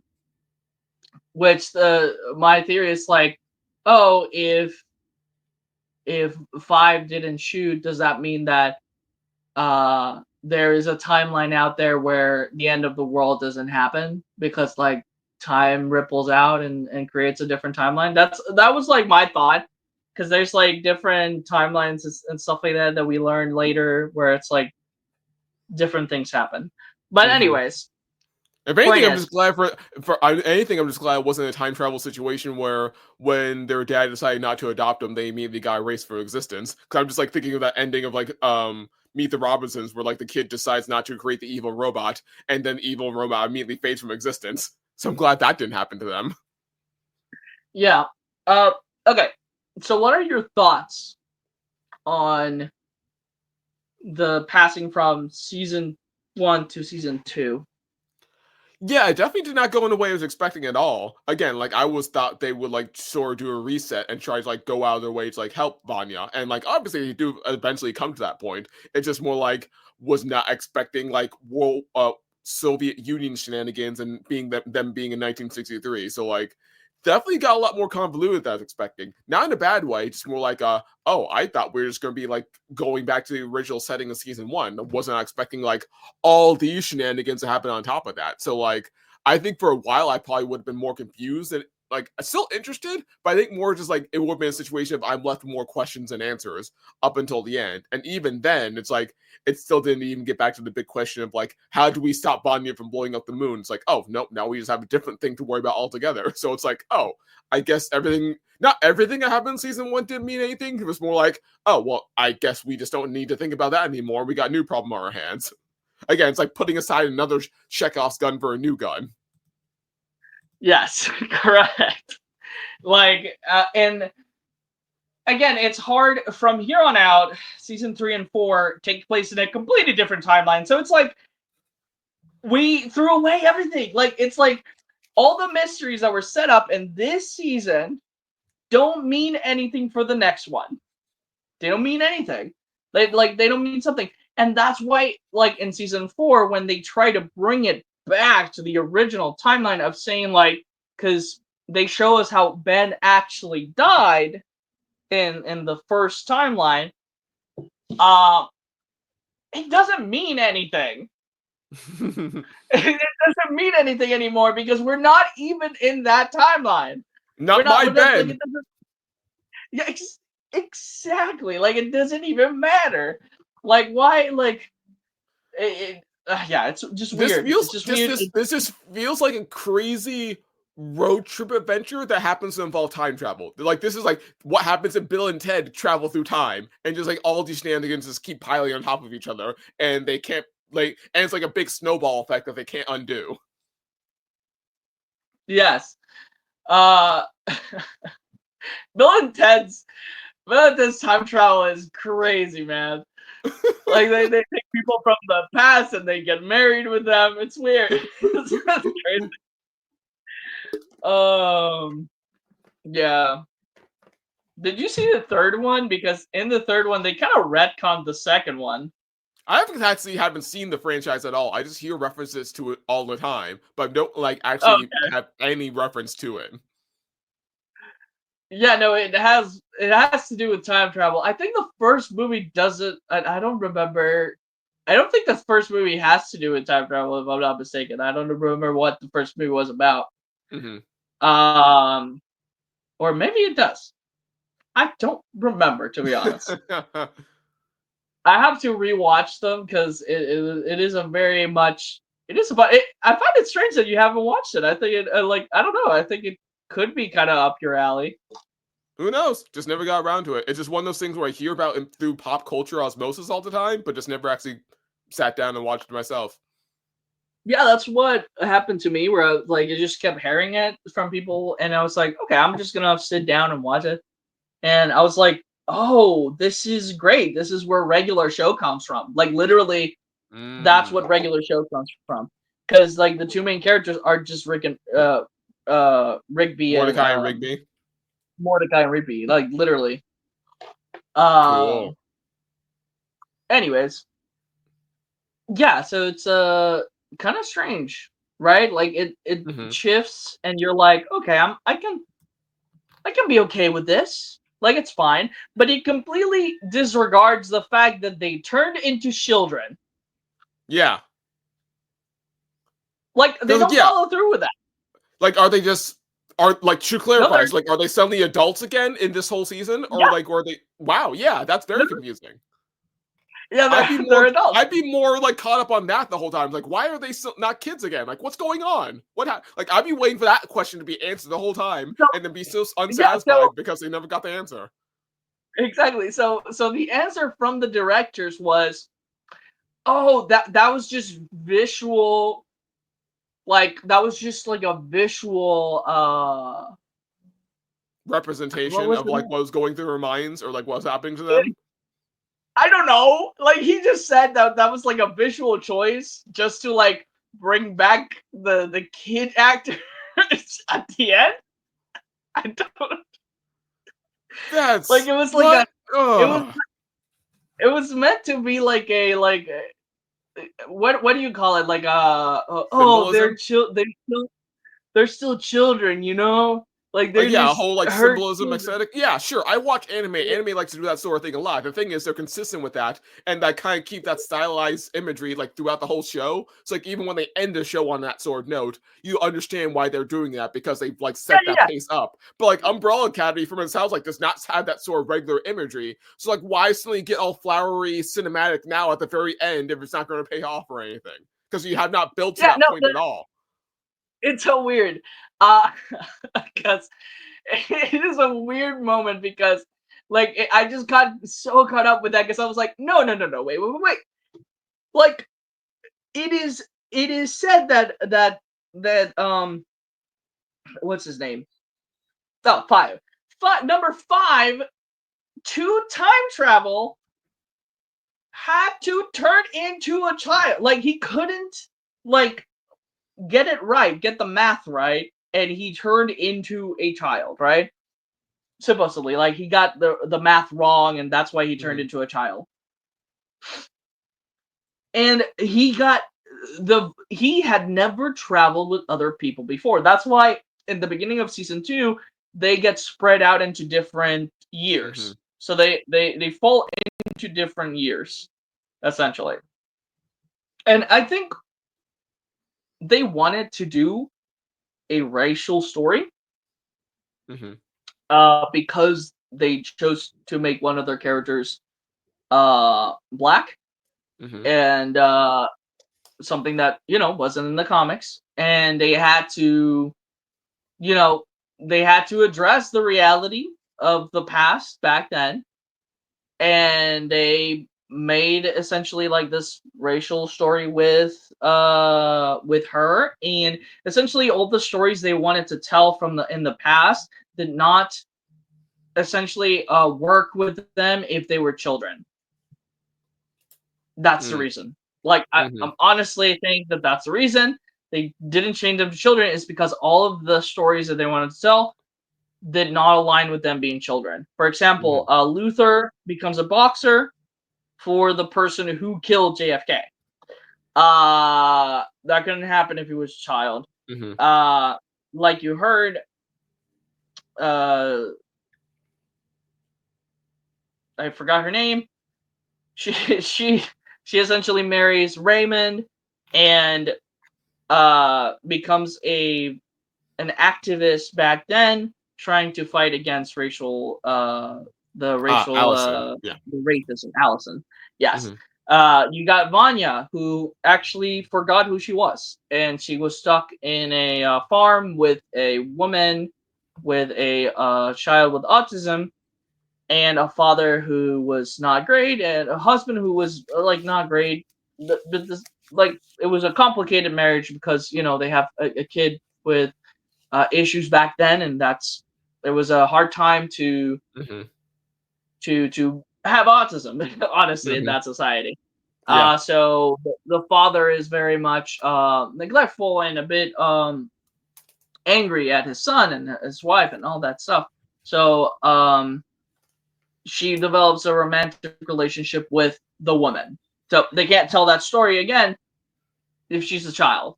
Mm-hmm. It just sounds like the writers like were not thinking that far ahead. Like maybe they only thought like they were only get season 1 and would not get that far. Then once they got season 2, they were like, oh, we actually got this far. What kind of story do we want to tell? And then just scrambling to come up with a story. Like, and that does sometimes happen. But I feel like this would serve the story better. They like were able to think about like the whole through line from season 1 to season 4. But it sounds like they're just kind of doing it piecemeal by season.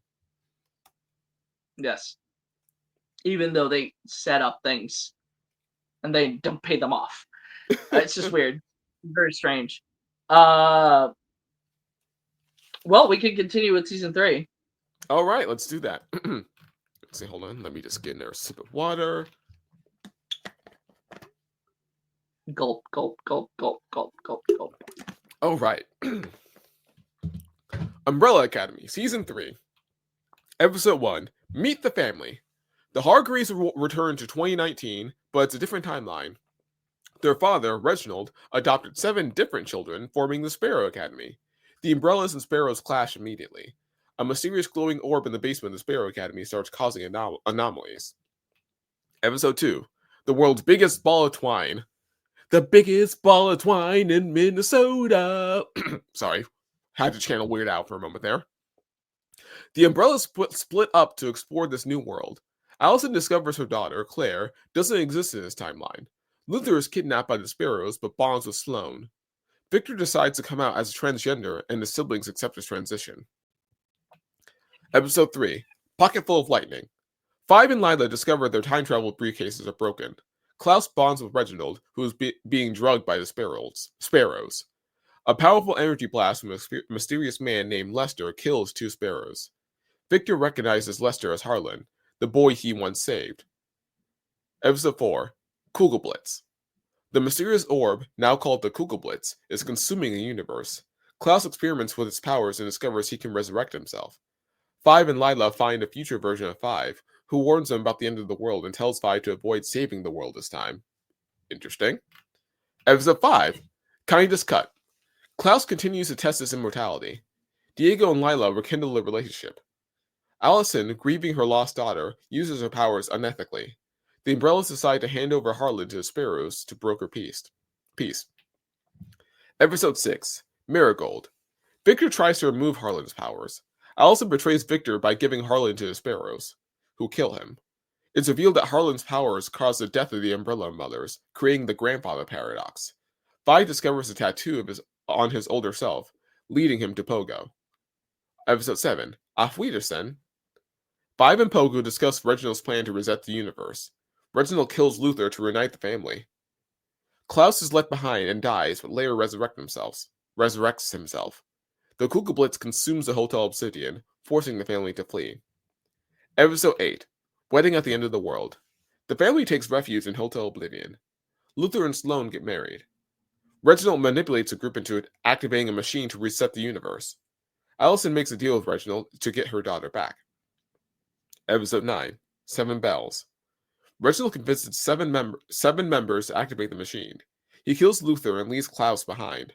The group enters the machine, and Reginald begins draining their powers. Allison kills Reginald to save her siblings and activates the machine herself. Episode 10, Oblivion. The universe is reset. The Hargreaves find themselves in a new reality without powers.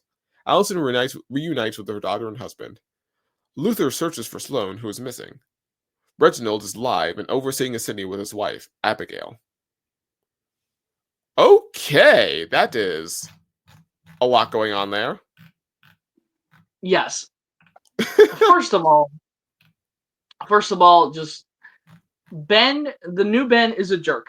He's a horrible characterization of the character. So it's like, bring back Ben, but it's like making a jerk. Like it doesn't work because like we we fell in love with the original Ben. He had a sacrifice. It was a beautiful ending for Ben. Bring him back, great. Not a problem with that. Make him a complete douchebag, kind of just ruins the character. Because it completely changes the who that character is, making him a new character entirely, which, again, not bad. But now we have to follow that Ben, and that Ben becomes part of the family. It's not the same, because then again, the other ones keep trying to treat this Ben like their Ben, but it's not their Ben. Yeah, I can see potential of how that could be wholesome and sweet if they get over the fact that he's not their Ben and accept this new Ben as who he is and is like a distinct person, kind of like what happens with like Gamora in Guardians of the Galaxy 3. But they keep insisting on treating him like the old Ben, and they just kind of leave it at that. That's like, no, that's not good. That's not healthy. That's not a good message. Exactly. This is weird.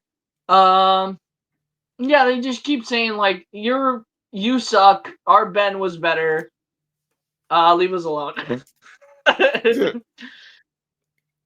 So we are introduced to the Sparrows, which are essentially more of their siblings, and they all eventually die. Like all these people except for Ben just die or stop existing, which is sad because it was like the introduction of new super powered people, and I feel like it was it was just strange the way they just characterized them as all being like really like a bunch of jerks. Just it would have been cool if there was like if the Swallow Academy was the main villains, that they were essentially that there was no Kuckelblitz. The Kuckelblitz is the new concept of we gotta save the world again. The MacGuffin. Yes. So like, which again, where did it come from? Where did it go? Where did it come from, Cotton Eye Joe? Like, why is there is there a result of their traveling up until this point? Is that why it appeared?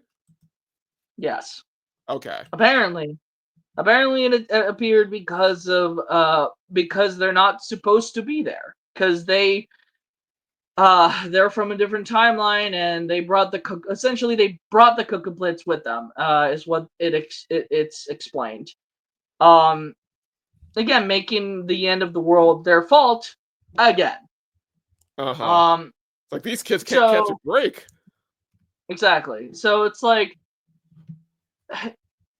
I don't know. I think it was a weird decision to make it a thing that happens when we finally have the revelation of why Gerald or Hargreaves essentially had to make this team. It was to essentially rewrite the universe and get his wife back from the dead. So that's the reveal. So like, was this Reginald counting on his Sparrow Academy to eventually doing that? Or did he know that the OG Umbrella Academy would eventually cause so many time travel problems that this would fall in his lap? Because that's like banking on a lot of variables. Exactly. So that's the point. Yes. So first of all, it is supposed to be, I think it's just 7. He has to pick 7 essentially. Is the number he needs, right? But it's just weird for him to not account for the fact that if he needs 7 people with superpowers, why wouldn't he account for the fact that some of them could die? Why does he keep adopting 7 children? One of them already died. Like in the previous timeline, they already died, so he couldn't do his plan. So it wouldn't have any more sense that it like he adopted more than 7, trained them, and if one of them happens to die, it doesn't matter. There's more. So the reasoning doesn't make any sense. It completely makes it so that Gerald Hargreaves did not know the future, because like it completely rewrites that fact of like, world's not ending, so this is new timeline. So like we have to assume, okay, so is this just a completely different thing that did not exist before? Or has this always been the case? Because they want to present it as the reason why Hargreaves picked the 7 people. Mm-hmm. But we know that from season 1, he took them in because he knew the world was going to end due to the moon crashing down. Mm-hmm. He says so when he meets Klaus in heaven. How can someone who is an evil person, a manipulative jerk, can end up in heaven? I don't know. Bad. Yeah, this really just feels like the writers were not thinking ahead, or like maybe they just kept changing writers too much. Like I glanced at the Wikipedia page, and it feels like there were some consistent writers and directors, but it felt like there was still a lot of changing names throughout like most of the series. Like maybe like the new writers just didn't know their own continuity based by created by the old writers. It's just weird because you got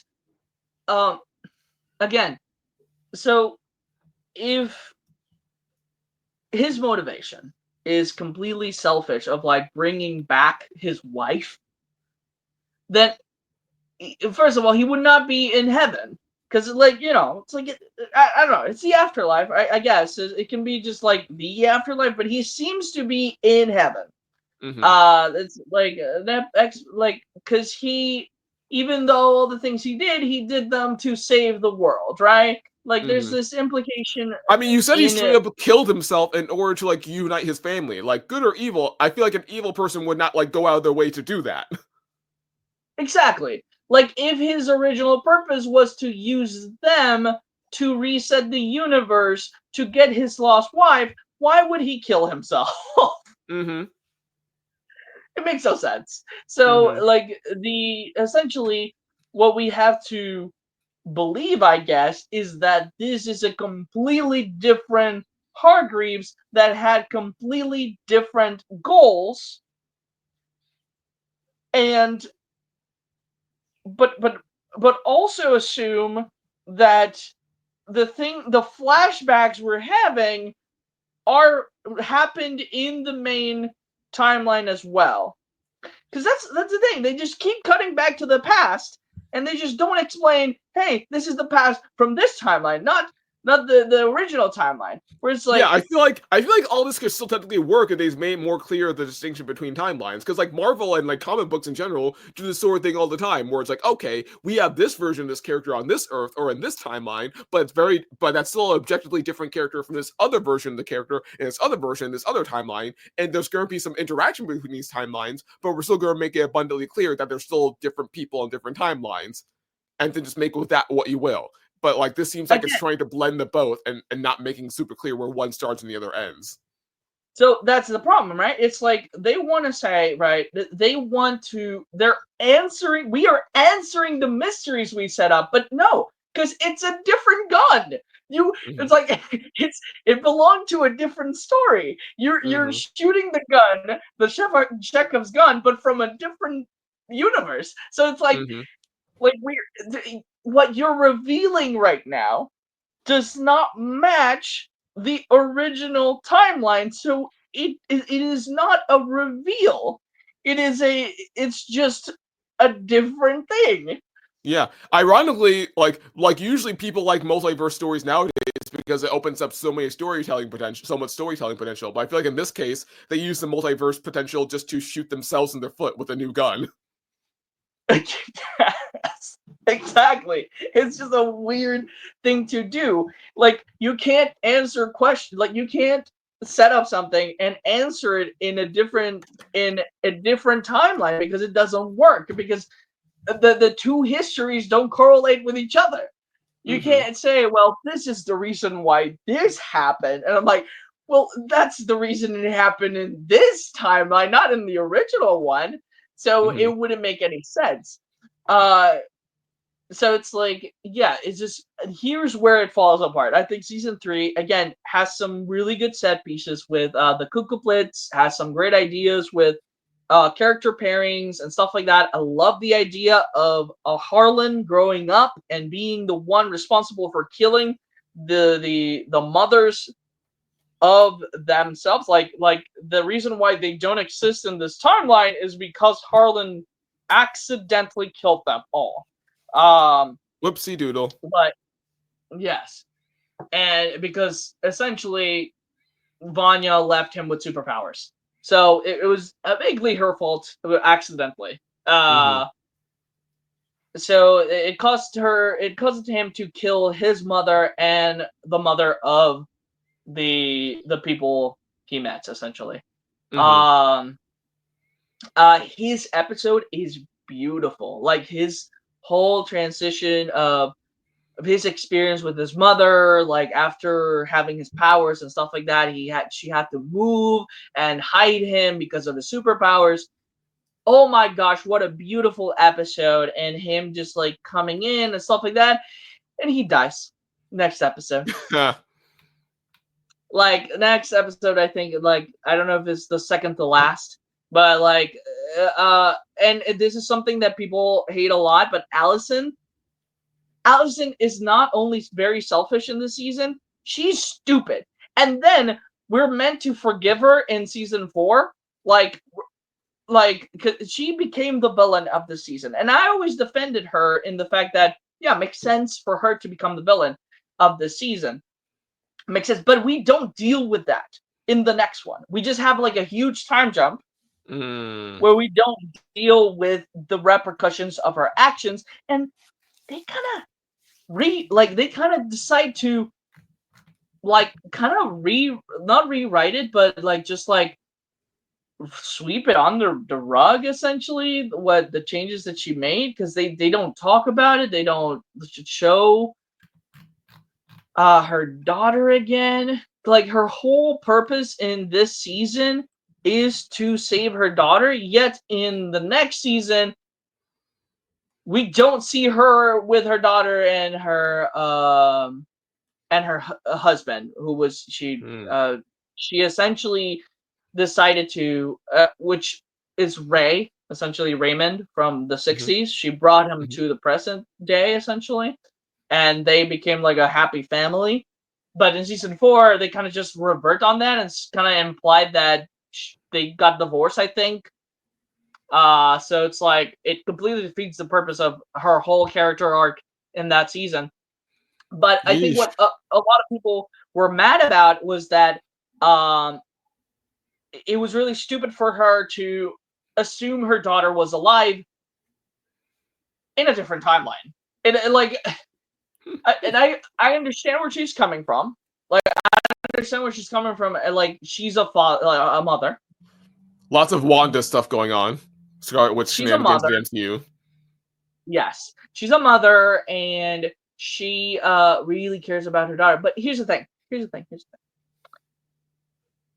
If she cares so much about her daughter, how is she able, like, why isn't she with her in, first of all, we only see her caring about her daughter in season 1 that much, and not that much really, because what she feels is guilt because she was essentially, I heard her rumoring her daughter into compliancy, so she lost custody of her daughter, because she was essentially, whenever she didn't behave, she would just tell her like, please stop doing that, or please go to sleep, and stuff like that. So it's like she was using her power to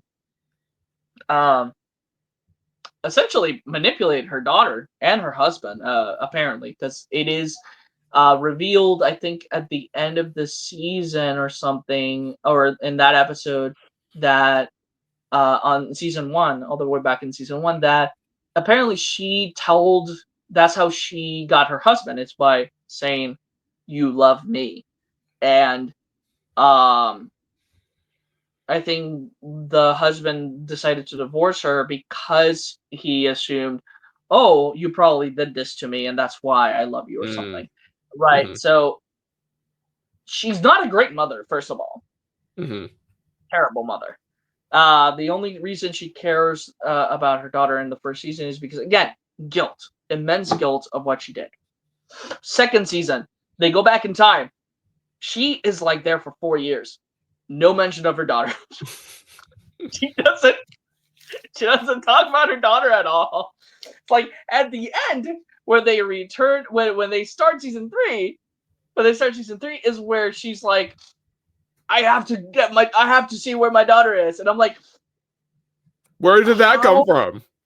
How can you assume your daughter is even alive right now if you guys changed the timeline? You know that you met your husband because you were in America and you were taken from the place you were born to live specifically in a different part of America, which I think it's New York, if I'm not mistaken. Don't know if it's New York or California. I don't know where place it is on America, but it was like she's from a different place. Like I don't know if it's a different state or country, but she was relocated, and that's how she meets her husband. How can you assume, as someone who like, I'm not saying that she understands time travel, okay? But I think anyone with a conscious, like, senseful mind would see, like, oh man, these are different people from us. Like, Hargreaves got Like adopted the fact other that they met a children. different Ben should be answer enough. Like, oh, this like everything's shifted around now. Yeah, so if I wasn't taken from my original home, then that means that I probably didn't have my daughter. Like, it's like, it was a weird motivation for her to have in the first place, and it was weird that it happened so suddenly, and it was weird that she was dumb enough, because she's been presented as a smart character, to, I don't know, think that her daughter is alive. I mean, like, And I feel like it would have made more sense. I'm obviously haven't watched it, so like I have no idea if this would actually work. But I feel like theoretically on paper, I feel like it would make more sense if she was more like grieving the actual daughter she left behind in the past. yeah, Where like if they get to this point and they realize, oh, we may never actually go back to where we were before. Like we like maybe essentially destroyed that past timeline now, and so everyone we knew back then is gone. And so then she grieves that, and like I can understand wanting to reset everything because of that. Where it's like, oh no, I want to go back. I'm desperate to go back. We have no other way to go back. Then I guess I'll just reset everything so I finally get what I want back because I'm grieving over what I've lost, as opposed to grieving over this daughter in this present timeline that you never had. Like I can see you're sort of projecting those feelings onto this new daughter, but I feel like it just make more sense to say no, she's just really upset about losing everything in the past, as opposed to this daughter in front of her.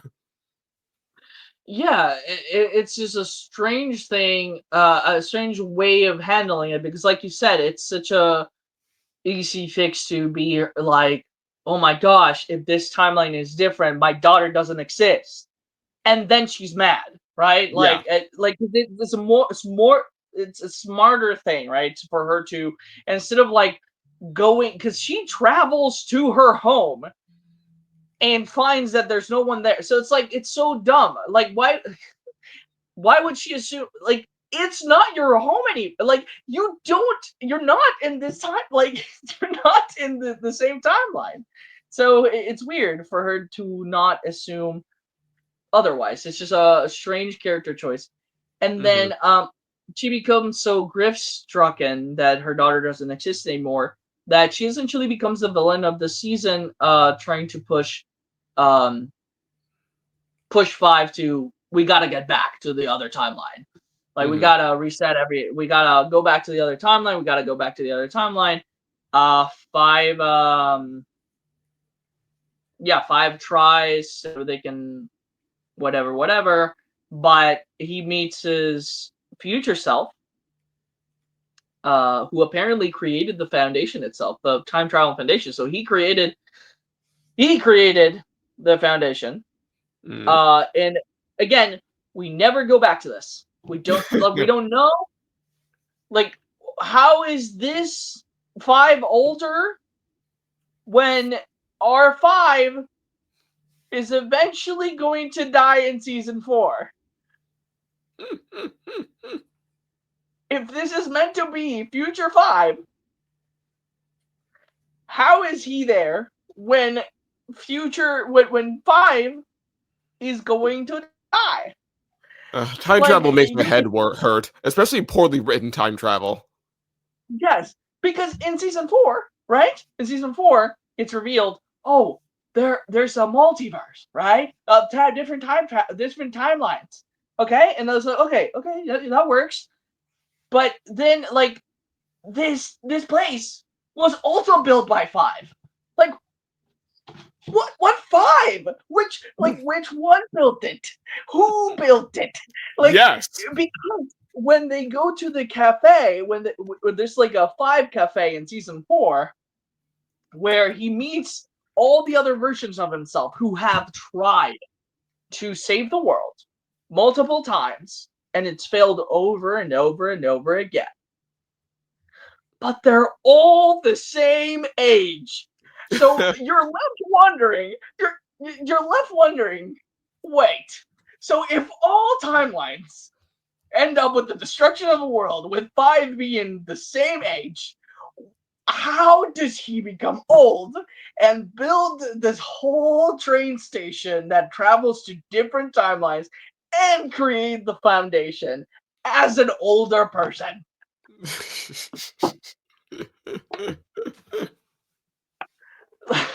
Like, it is such a poorly written time travel, and I love time travel.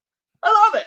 It's one of my favorite genres. It's just it like the paradoxes are not even making sense. Like, if it's a paradox, it's a paradox. If it's different timelines, then it's not a paradox anymore, and you have to at least have one timeline where 5 grew up and decided to create this whole thing so he could change the past and save his siblings. Okay, if that's the case, you gotta at least show us how that 5 got to that point. Because, like, where was he? How did he survive the, like, is that 5 did this 5, the one that went to the future? Because the one that got stuck in the apocalypse, right, grew old and became, he was like 50 or something. Right? That's the only time we've seen old 5. But that old 5 becomes young 5. so like, it makes, like, when he didn't have time to create the agency. Like, we don't see that. We don't ever see that. We don't ever experience it. We don't know how it happened. So it's like this question of, like, well, we are meant to believe that 5 did all this, but we never explain how he did it or why he did it. And you just have a bunch of assumptions. Essentially, Hargreaves' motivation, again, the reason why he supposedly trained them, the reason why he needed them, was because he made Hotel Oblivion the place where the button for resetting reality was put at. Again, this is nowhere in the comics. This is completely made up by them. This season is completely made up by them, and it makes no sense with the rest of the show, that was more based on the comic books. Like, it makes no sense. Like, it doesn't work. It completely gets rid of the idea that God even exists, because in this same season, or heaven even exists, or whatever, they go to the afterlife again, and the afterlife is completely different. It's vacant. It looks like a desert. It makes no sense. They don't meet God again. I was assuming they were going to meet God again, and God was going to explain to them that all this needed to happen, and whatever the hell, whatever, something that would make narrative sense to everything else that has been going on. I thought we were going to get answers this season, and I thought in the spiritual realm, since time doesn't move the same, we would have at least gotten some answers to the whole thing that happened and why it happened and whatever. But nope, you get nothing. You lose. Good day, sir. Yes, and what do we get? A reset button for the writers. Because writers love their reset buttons, or at least these writers do. Yeah, and we get to do it all over again. Yeah. Hooray! On that note, should I read the next thing? Yes. Okay, so this time the comic book. Okay. Let's see. Following the events of Hotel Oblivion, Umbrella Academy faces challenges with the emergence of the Sparrow Academy, another group of superpowered individuals also adopted by Hargreaves. Tensions arise between the two academies as they navigate their differences and confront common threats.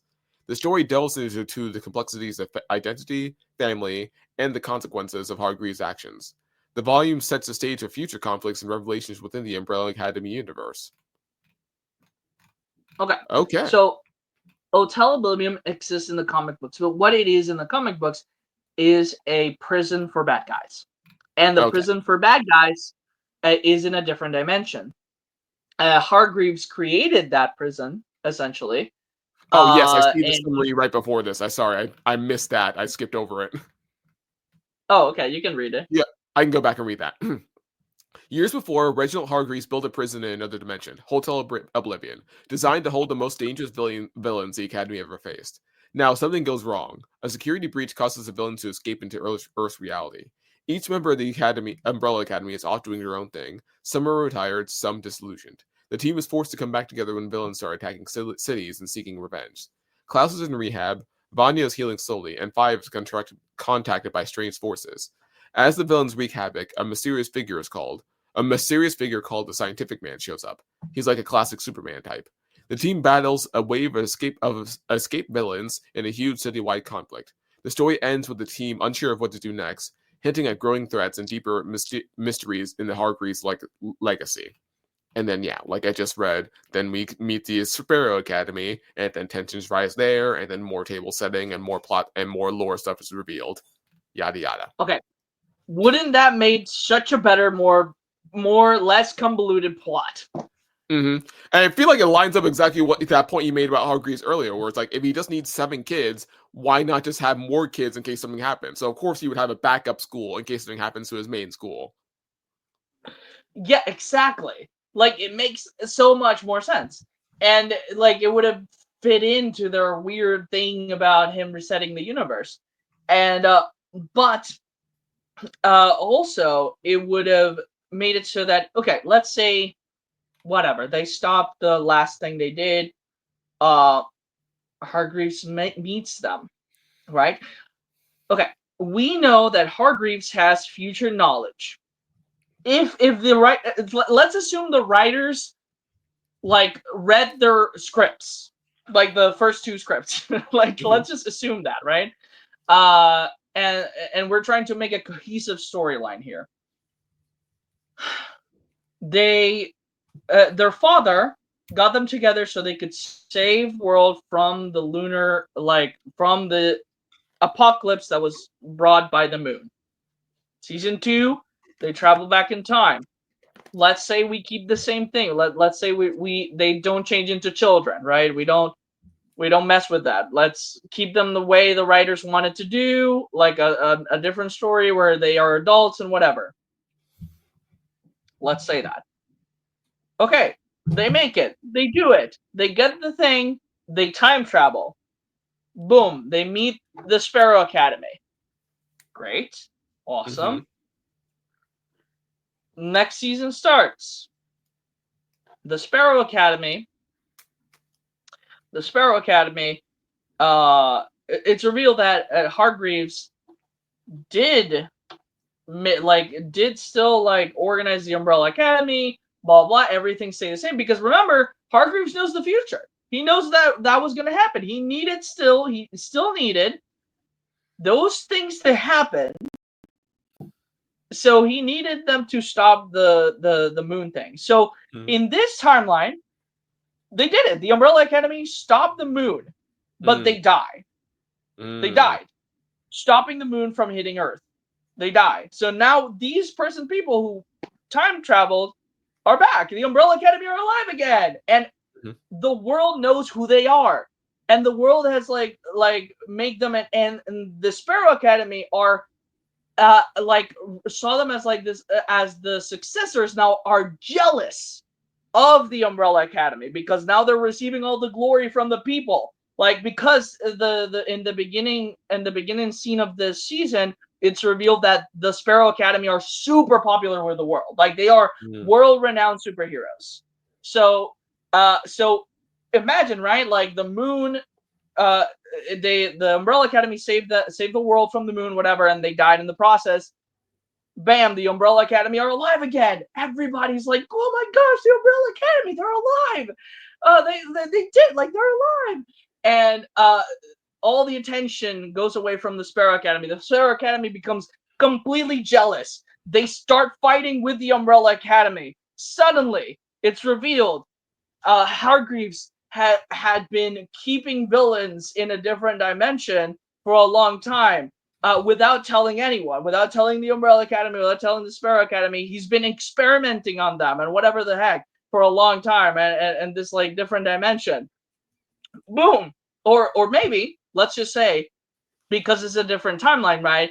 The Umbrella Academy was a superhero team, a better superhero team when they were kids, and they were stopping, like, a bunch of supervillains. And that's why the world doesn't have any more supervillains, because they stopped them all. Like, and they put them in the prison. Bam, suddenly the prison outbreak happens, someone is able to escape, or like whatever, some reason happens. The bad guys escape from that dimension, and the Sparrows and the Umbrella Academy have to work together and become a new family, to stop all the villains. They have to put aside their differences. So no Kukuplitz, no, like, end of the world scenario. The end of the world scenario is that there's a bunch of villains now that are going to destroy the world if you don't stop them. Does that make more cohesion? Oh yeah, totally. Yep, totally makes more sense. Or hell, if the writers really want to insist on making this like a separate timeline altogether, it could even be a case where, like, this new Umbrella, like, this is like the quote unquote perfect timeline where, like you said, this was a more competent Umbrella Academy who put away all these supervillains and then died saving the world from the moon, like their ultimate act. And then you had this quote unquote new Umbrella Academy, the one that we've been following, show up out of nowhere, and they're way more messed up and way more incompetent than, like, the one this timeline knew. And so people are praising them as, like, the OG, the good, the perfect Umbrella Academy. And then Sparrow Academy is like, no, we know who you are. You're just a bunch of frauds. Like, you're nothing like the actual Umbrella Academy that we know, the one that saved everyone and died everyone. We can't accept you, so we're going to start fighting. And then, yeah, like you said, villains come out, and then they had to unite and then fight everyone. So it's like, even they insisted on, like, wanting to do a separate timeline thing, there's a way they could have done this where it's, like, a lot less messy and still stay true to, like, both what they've been doing as writers and also what, like, what the original story sets up. Yeah, and it's still budget friendly. Like, I don't see why that would be that hard to do budget wise, because like, again, it would just be like normal people. Like, I don't think it would just be like monsters and stuff like that. It just would be like your typical supervillains, just like these people in suits and stuff like that, making havoc. Or, like, if nothing else, just like, or if nothing else, just make it one guy that, like, is like a background character of the supervillain in the comics. Make him, like, the big bad, and he just has a bunch of goons. Or, like, you mentioned that, like, one Superman type character, science dude or whatever. Like, just you made him the villain instead, and they all had to unite to fight him. Like the Umbrella Academy and Sparrow Academy versus, like, a Superman type a Superman type guy. Like, yeah, sure, go for that. Yeah, that would have been great as well, actually, to implement that. Like, the Superman guy is, like, actually evil. Yeah. That was pretty fun. Yeah, like, and he breaks out all the other supervillains, and like, they all fight the Umbrella Academy, and it's like they are like cannon fodder. Like, all the other supervillains are just cannon fodder, and they just have like cool scenes of them fighting and whatever, and then they have to fight the big bad. Great, so much better. So much better. Anyways, another thing, just lastly before we start the last season, because it's way shorter, by the way, is the fact that the moment I knew this season was gonna suck, the third one, at least, again, great set pieces. I still watch scenes from season from all the seasons because I enjoy the characters. The characters are so well written that you like them. So it like when there are set pieces, the set pieces are great. And one of the set pieces that that every season of Umbrella Academy had was the family dancing. That was like one of the main things. In season 1, they had I think we're alone now, and they're all dancing in different rooms. That was a set piece. That was great. Incredible. Yeah, that's so charming. Yes. Second season had them come finally all together, and they danced in it was a salon, and they danced, and it was a smaller budget set piece of them dancing, but it was meant to imply that this family comes together with dancing. Like this is like at least like the dance makes them come together for some reason. Like I really like that one clip you sent to me a while ago where like they're dancing to Footloose. I think it was Footloose, and like they're having a dance off against the bad guys, and like that was such a funny scene. So this is that season, the third one. It starts with Footloose, and how amazing it would have been if it wasn't all a fantasy, Nathan. It was just a fantasy. It didn't happen. That whole scene where they're dancing together, that didn't happen. That was so good though. Like that was like everything that like vibes with like you and me in terms of like our humor and our aesthetic. Like even like the moment that like really sold me on that scene was the moment where like you see the good guys dancing, and then like the bad guys start dancing in return, and like one of the henchmen are like, "Wait, what are you doing, bro?" And the other dancing henchman's like, "I'm defending our honor, bro. Come on, we gotta dance off with these guys." And like that's hilarious. Like I love that. Yeah. So like again, I think that I would accepted that moment as reality. I would accepted all this as reality because I was like, that's 100% in line with what they've been doing. Yes, like this is okay. If they all come together and become like friends, they just like, oh, that's different to what I was expecting. I was expecting a fight. Nice, they're gonna become friends and stuff like that. But yeah, it's revealed. So the moment that I found out, it was like, wait, hold on, this is weird. What's going on? It's when they essentially like leave that moment and they start dancing in the rest of the house, and they just like it's like a whole long Footloose scene of like them and then the house starts getting decorated like with Christmas lights, and I'm like, wait, hold on, what wait, what's happening? And then it's revealed. Yeah, and then it's revealed, oh, it was a fantasy because one of the characters has the power to make you like illusion things whenever they spit on you. So that moment I was like, oh, you just ruined your own set piece. Like the thing that unite these characters throughout the entirety of the seasons has been that dancing unites them. And right now you're essentially changing that to where that's the scene, that's the dancing of the season. You don't get them dancing as a family again in the rest of the season. So the entire thing that unites them as a family only happened in this season in a dream sequence. So it's not great. It's not great because it's like I would accepted this as reality. I would. So what I would assume was going to happen was they start dancing, and then they start beating each other up. Like they start fighting. So, but I would accepted that as reality because that's what it's Umbrella Academy. Yeah, that's exactly what we've been doing the whole time. So it was a weird choice that really sets the mood for the rest of the season. It really does. Like it for you or the audience or whoever's listening, like it may seem like a very insignificant thing, but it really tells you a lot of where the writers are going with in their minds, essentially. I don't know if you agree with that, Nathan. No, I feel like that vibes a lot, where it's like it feels like pulling the rug out from under the audience, but not in a good way. Where it's like Yeah, it feels like having your cake and eating it too, where it's like, okay, we'll do the typical set piece that everyone's expecting, but then we're just going to go on and do our own thing. Where it's like we're find a way to like have an excuse to include this thing that we know people want, but it's kind of like what we're talking about earlier of like having a conversation between like the artist and the audience, and it feels like they were sort of having a conversation, but then they were like, okay, like now we're just going to toss this aside and do our own thing. Whereas like it feels like a conversation between two people who are like kind of listening to each other or talking at each other, but not actually having a conversation. So like the artist in this case knew fans like those kind of scenes, but didn't really care about why. It's just more like, okay, I'll just shove this in there, but I'm going to completely undo it for the sake of doing what I want to do instead. Yeah, and again, so here's the thing. That's the best scene, the best set piece of the season.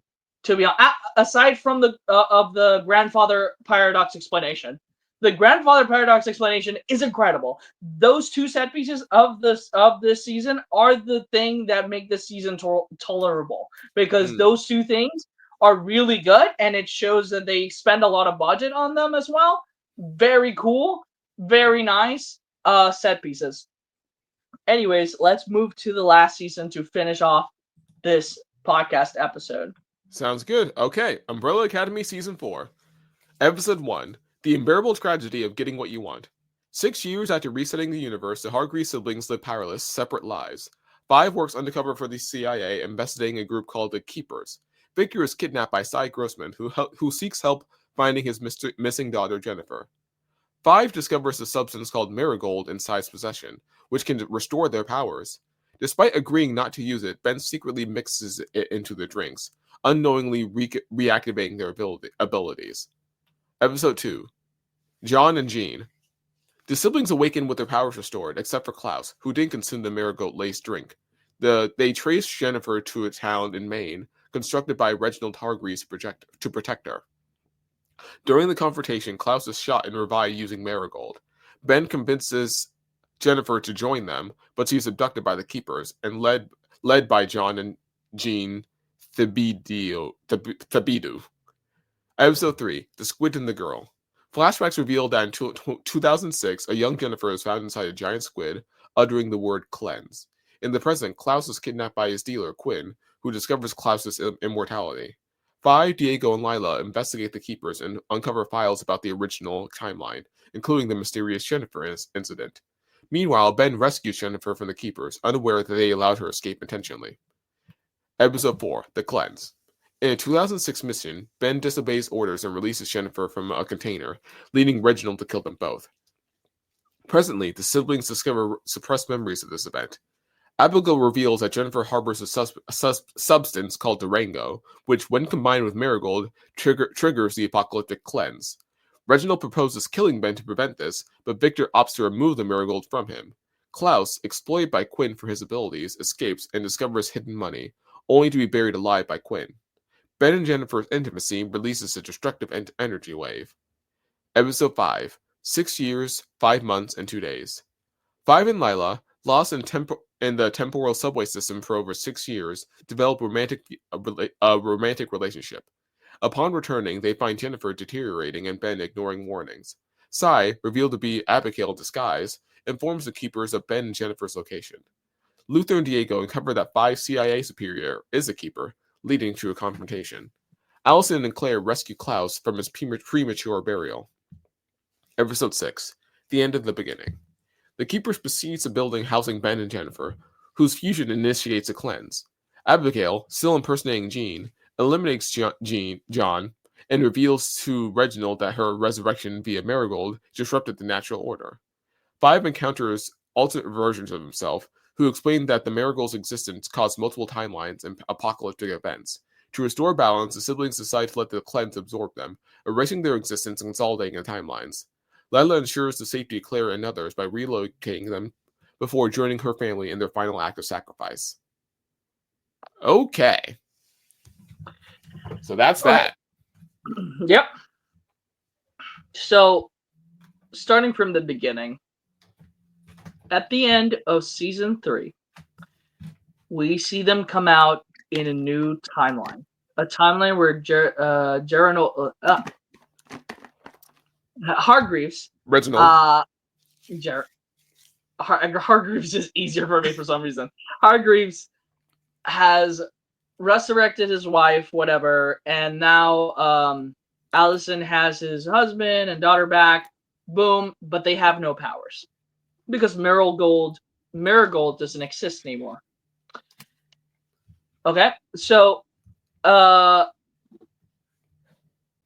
when we see the future, when we see the new timeline, sorry, it looks futuristic as heck. Like, I'm talking cyberpunk. It looks like cyberpunk. Everyone was excited for flipping looking like cyberpunk. It was incredible. Like, it looked really, really cool. And then we had a flash of a different Ben. Setting up like this Ben reading a book with glasses and stuff like that, but it looked like it was back in I don't remember if it was specifically, but it looked to me like it was in a different country. Don't know. The writers say that Ben is the Ben from the third season, but a lot of us assumed it was a different Ben because he did not match the same personality. Like, the way he was presenting himself, the way he was just reading a book. But the way he was reading the book, and he was like sitting down, he was like wearing a suit and everything, looked very different to the Ben that the weird Ben. Okay, so once we start the next season, the world looks like now. It just looks like regular Earth now. So continuity broken completely right there. It's revealed that in this timeline, certain things are cracking, and some things are falling from the other timelines, and therefore it's revealed that they use a very interesting thing here, which I was really happy. I was like, this is kind of cool. Okay, I can jive with this. Is that they use the Mandela effect as the plot thing of this season. Just the beginning again, because it gets really convoluted later. But at the beginning, the main bad guys, who are played by Ron Stampler, the one, who I'm talking about. I'm not sure I do. Look up Ron Stampler, because I know he's the actor. The actor is for Ron Stampler. It's like a bunch of different characters, and he's like really funny. What's his name? I forgot the actress name. It's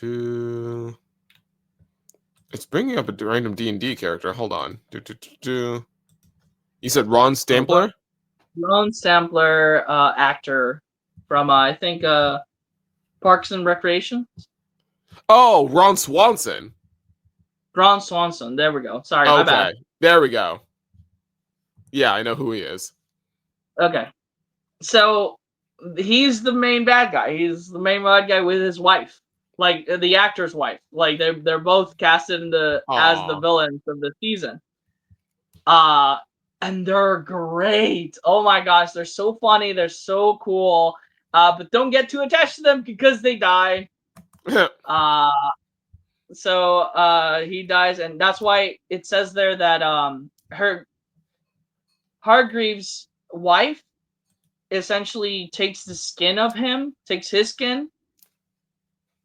and becomes him, pretends to be him. Essentially, that's what you read there. That she's pretending to be him. And essentially, they created a group that believes in the umbrella effect. The umbrella effect is that they believe that there was an original timeline where the Umbrella Academy existed, but now we're in a timeline where the Umbrella Academy doesn't exist. Because remember that Allison was a really famous movie actor in the original timeline. So there are movies, DVDs, and stuff like that people remember that instead of the casting that they had, it was Allison instead. They were like, there's like different things from the Umbrella Academy that people remember, and there's like little blips and stuff like that of like actual merch and stuff like that that kind of transferred over. So it's a really cool thing of like implementing again a real thing that happened, like the JFK thing, to implement a real thing that is okay, like a real effect that occurs, which is the Mandela effect with people, and just incorporating it into the story. Very cool. Like, I really like that. Nice. That's the only praise I can give that season, to be honest. Though the rest of it is completely messy. It is very, very messy. And like I mentioned before, it is Luther gets his like ape body back for some reason when he gets the superpowers. There are some leaps in logic. It's really messy. It's bad. Like the weird relationship that the girl and Five have. They become like lovers, even though she and Diego are a couple and they have children. It's weird, and it's weird in both ways because essentially she's dating someone who looks younger than her. But he is way older than her, so it's like also creepy in that way. So it's like it's creepy in both directions. There's no good option here. Yeah, so and like you heard that ending. And the ending is very convoluted because it then shows like the perfect timeline when and it has like a bunch of people that died before and stuff like that, but they are all in the same place. People from different timelines, from different time periods of time in history are in the same place at the same time. Huh. So that was weird. So yeah, it's them giving themselves up for saving the world and saving reality itself is said to be the solution to everything because the marigold wasn't supposed to exist ever.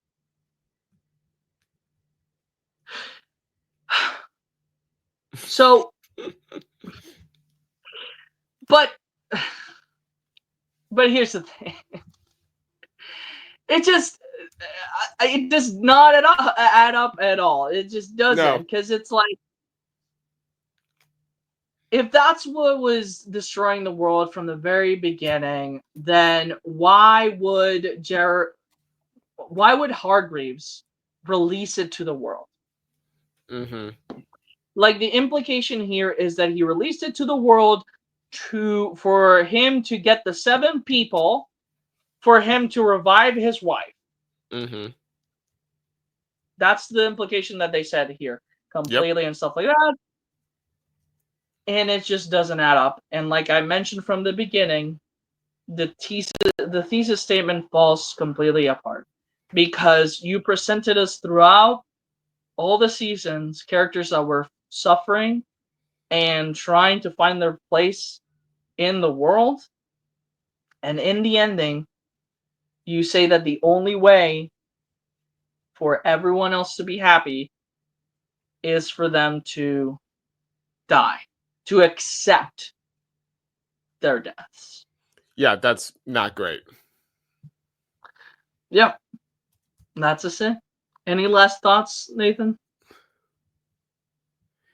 It's just frustrating because even as like from a mostly outside perspective, since I only saw like the first few episodes of season 1, it feels like, yeah, such a waste in potential where it's like there's so much good here, so much you could have done, but you all just actively chose like the wrong choices over and over and just kind of like create kind of like with the whole timeline shenanigans, it's kind of made this snowball effect that you just unfortunately cannot go back on anymore. Where it's like, why did you keep doing this? Why did you keep going that way? There was much simpler, much more nuanced, much more focused ways you could have done this.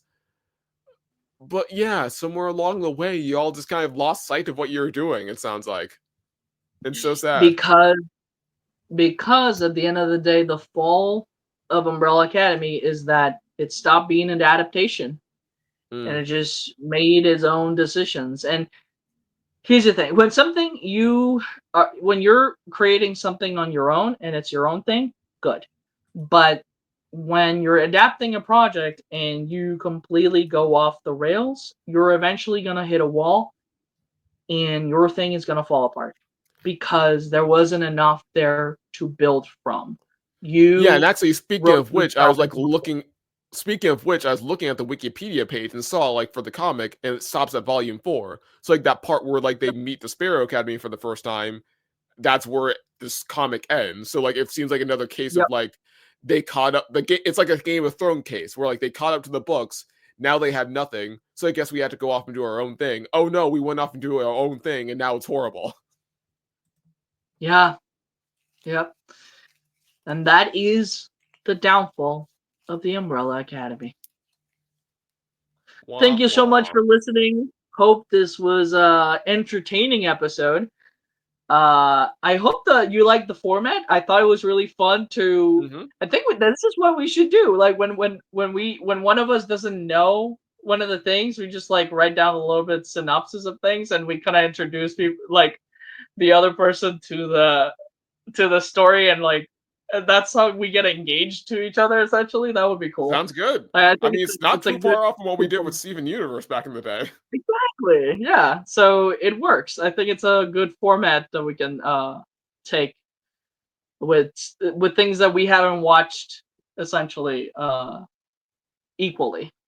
Sounds good. But we still want to infodump. Wahoo! Thank you so much for listening, and I hope you listen to the next episode. Goodbye. Till next time.